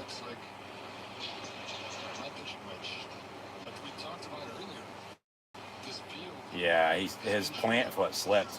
Very sandy. The middle looks bald. They said they're replacing it. Haven't told us after this week's game, but Oh, they are going to replace the field. that's tough there. Well, I mean, Pittsburgh ain't home. I don't know about Pitt. You know, they're at Florida State yesterday and beat the Noles, but the Steelers aren't going to be home for a couple weeks. You know, because they go to Cincinnati on Thursday night. And then, obviously, you'll have the mini bye. You're not playing next Sunday or Monday because you play Thursday night. But then they don't play again until the following Sunday, 2 weeks from now on Sunday night against Aaron Rodgers' former team, the Green Bay Packers. And they'll be wearing those throwback uniforms. Patrick Queen with a big hit. 2nd and 6 coming up for the Browns. It's still a 2-score game, though, so they still have to score twice just to tie, along with continuing to get stops.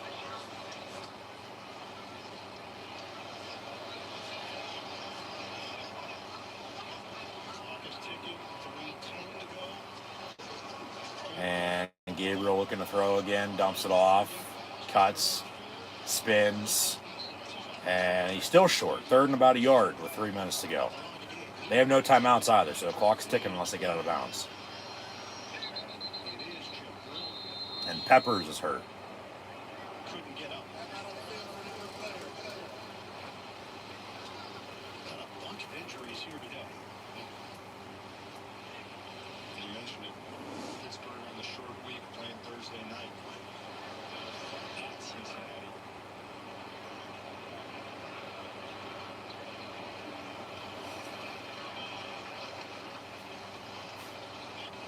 Yes, teammate friendly fire pattern. Across. Yeah, Peppers is now jogging off.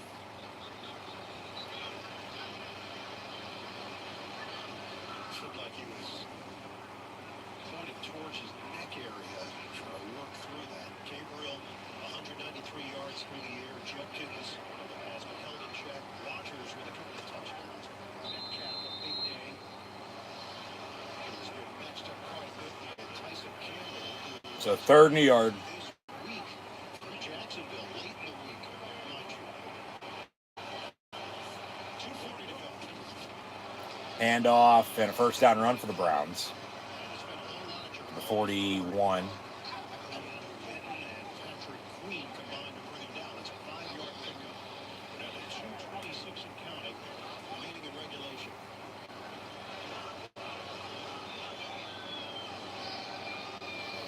Broncos in motion. First and 10 Browns. And Gabriel's pass incomplete. 2:12 to play. Second and 10 coming up. Incomplete. 23-9 your score. Update time to New York. And they'll give us an update again. Another game-winning field goal. Yes, the Panthers beat the Cowboys 30-27. So Jerry Jones going to be flipping off some more fans. Celebration time for Dave Canales and company. They're stringing some wins together. Wow, they are.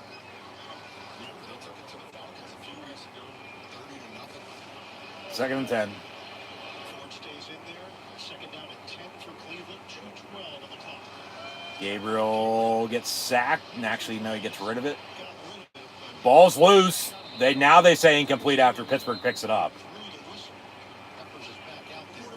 Combination of Sawyer and So they say incomplete. All right. Sawyer off the left side here.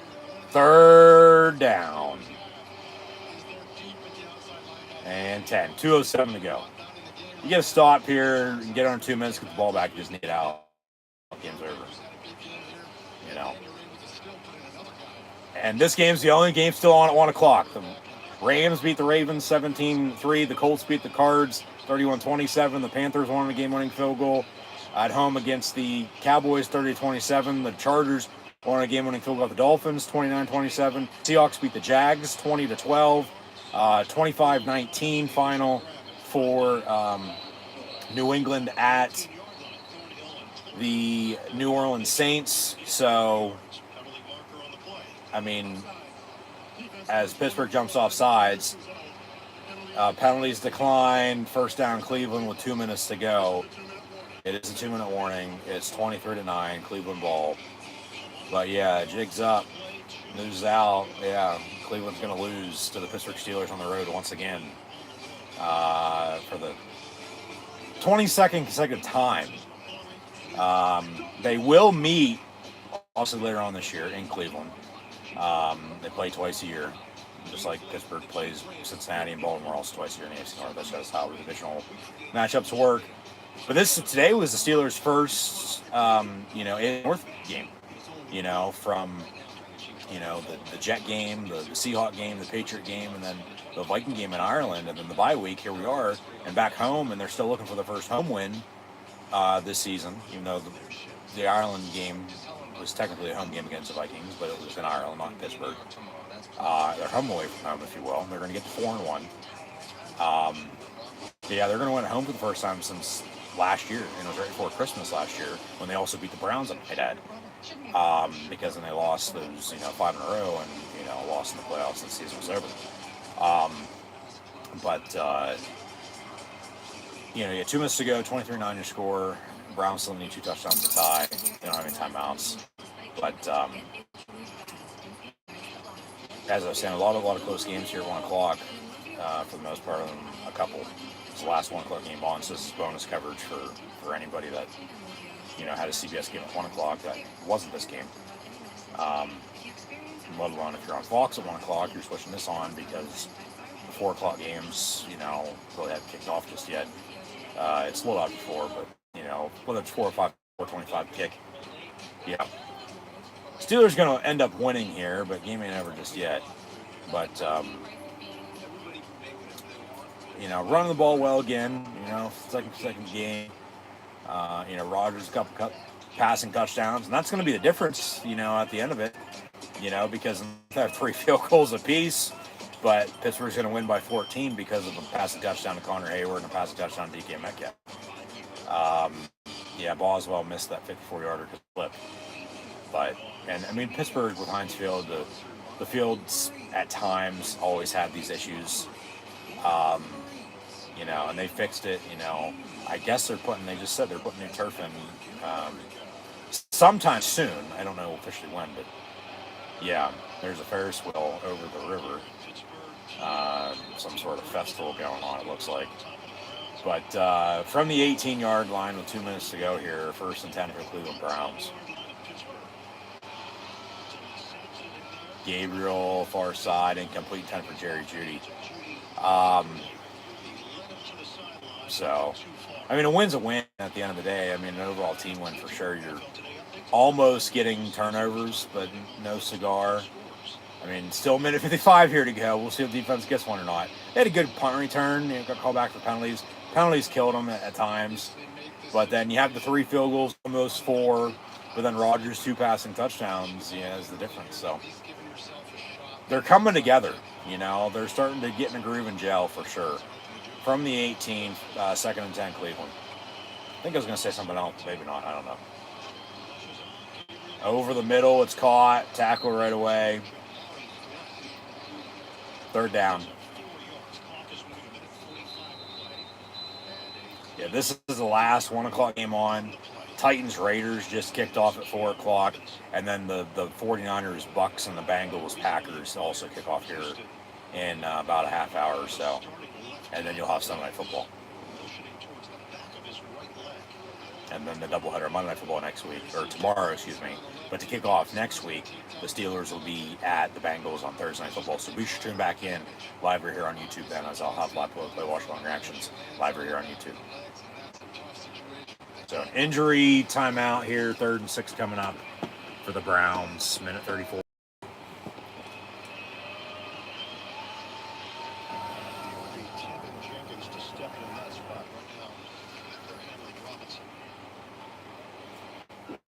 And we'll take a TV timeout, commercial break here with it.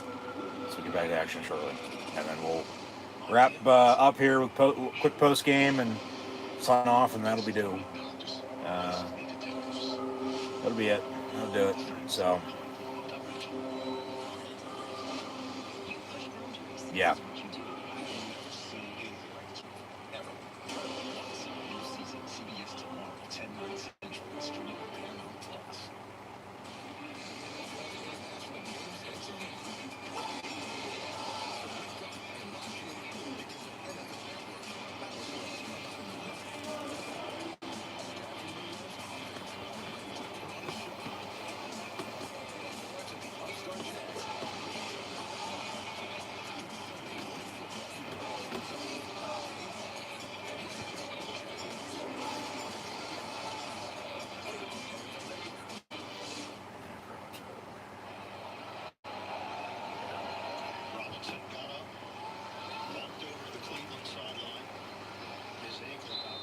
So 3rd and 6 here from the 14. Gabriel pass far side, incomplete. James Pierre on the coverage. Knocks it away. 4th and 6 coming up. So if they get a turnover on downs, they can just knee it out and game's over. Yeah, the Browns have no running game. If they'd have a running game, you'd be helping out Dylan Gabriel. But, you're one-dimensional, and no wonder you had to settle and only you know, only scored 9 points on 3 different field goals. You know, that's just too inconsistent. That's way unbalanced. Right, what's new? They're the Cleveland Browns. And over the middle, it's incomplete in the end zone. Turnover on downs with 1:22 to go. And now the Steelers can officially kneel it out. Get the win at 23-9 over the Cleveland Browns. And beautiful day in the neighborhood today, wouldn't you say? Mr. Rogers and the Pittsburgh Steelers with his 2 passing touchdowns as the difference in a 23-9 game with the 3 field goals apiece with Cleveland and then Chris Boswell. And then obviously he slipped on a 54-yarder and it was no good. But Rogers had a passing touchdown to Connor Hayward and DK Metcalf, and in a 14-point, 23-9, game, that is the difference. And then beautiful day in the neighborhood as well here in Happy Valley from the Steel City. Penn State has fired James Franklin. He is no longer the head football coach of the Nittany Lions, so we are Penn State, and the Steelers now 4-1. 1-0 in the division. They go to Cincinnati on Thursday night, so a short week going on the road then as well. Bengals on here soon at Green Bay with their new quarterback in Joe Flacco after Joe Burrow was hurt, and then they've sort of moved on from Jake Browning. But Flacco now with the Bengals. Mason Rudolph actually out to take these final kneel downs as the Steelers will win 23-9. He's trying to go forward on the kneel down so he doesn't get credited any negative rushing yards. But they will have to snap it once more. There's a 1 second differential from the game clock and play clock. Yeah. So 3rd and 12, they got to snap it here. Yeah. But 23-9 is going to be your final score. And Pittsburgh's going to win at home for the first time this year. They win coming off the bye week once again. Because if they score more than 21 points in a game, they're winning this year. They're 4-1, 1-0 in the division. They'll go to Cincinnati once again on Thursday Night Football. I'll have live play watch along actions live here on YouTube then, so we should tune back in. And that's a winnable game as today was.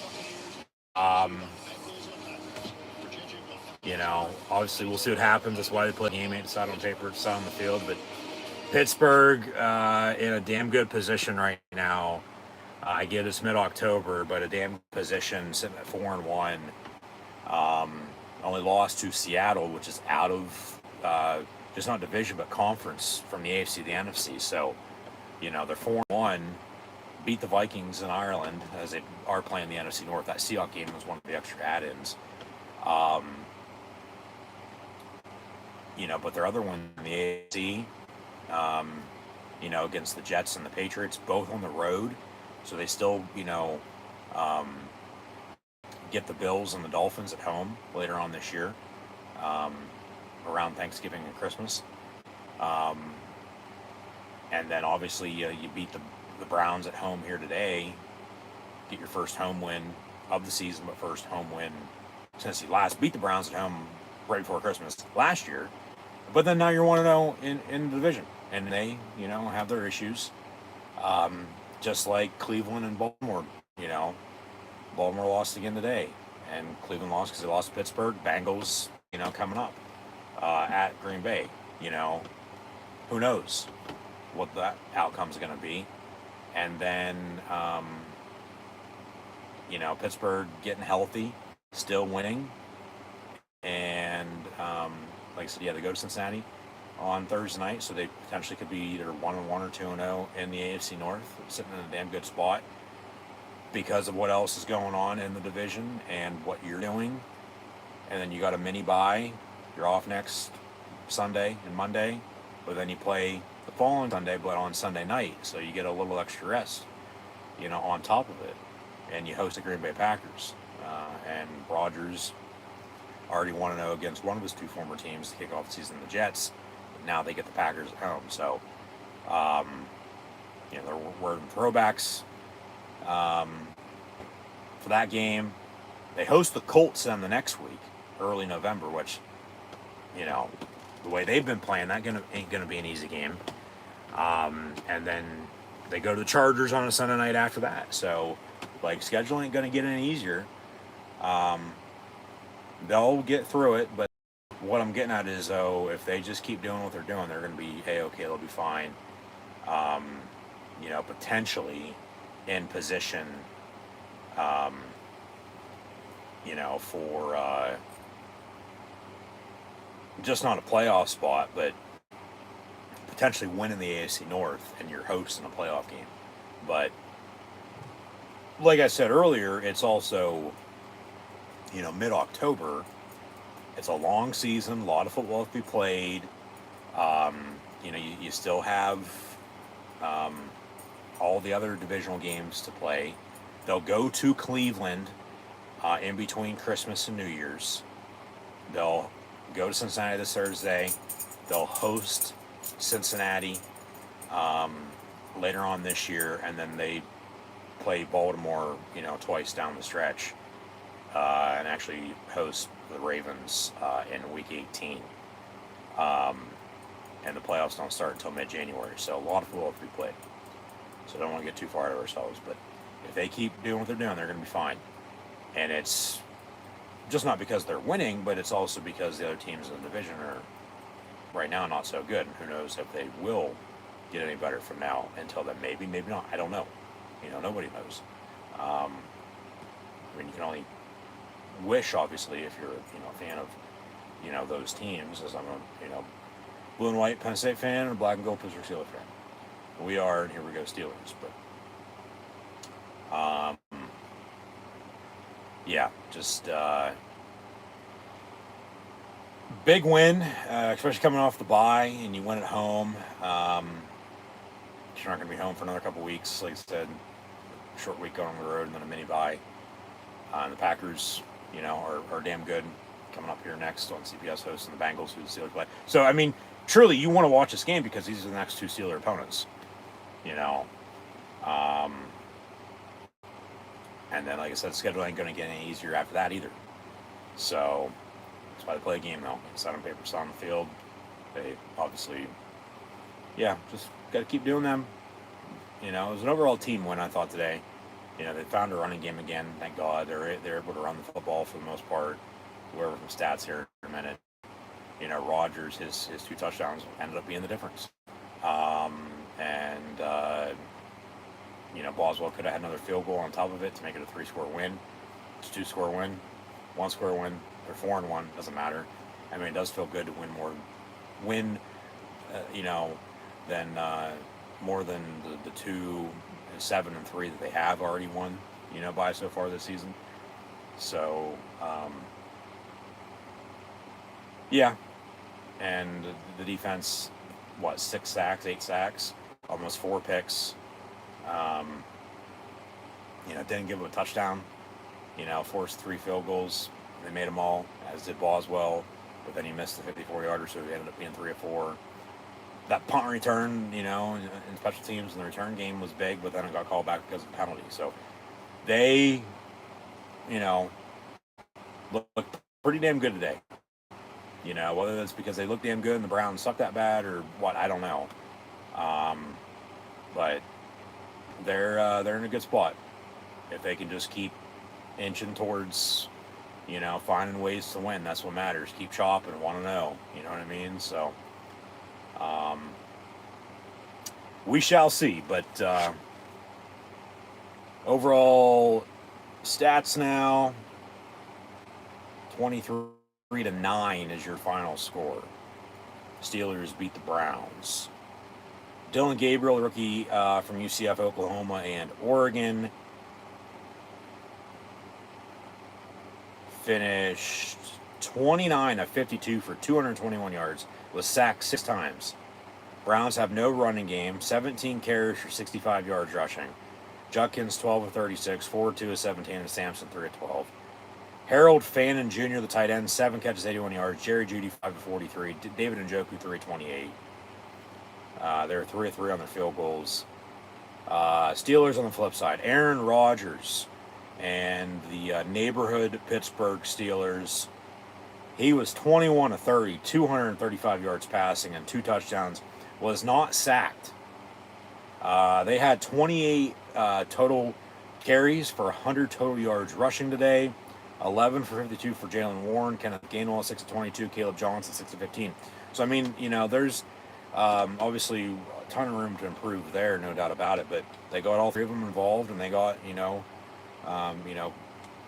balance there in the carries for the backups at 6 apiece. Warren got 5 more, but yardage wise, like, it's all going to add up. Jonnu Smith even had a carry for 10 yards on an end around. Like I said, not too often do you see a tight end, running an end around and getting 10 yards out of it, but they did today.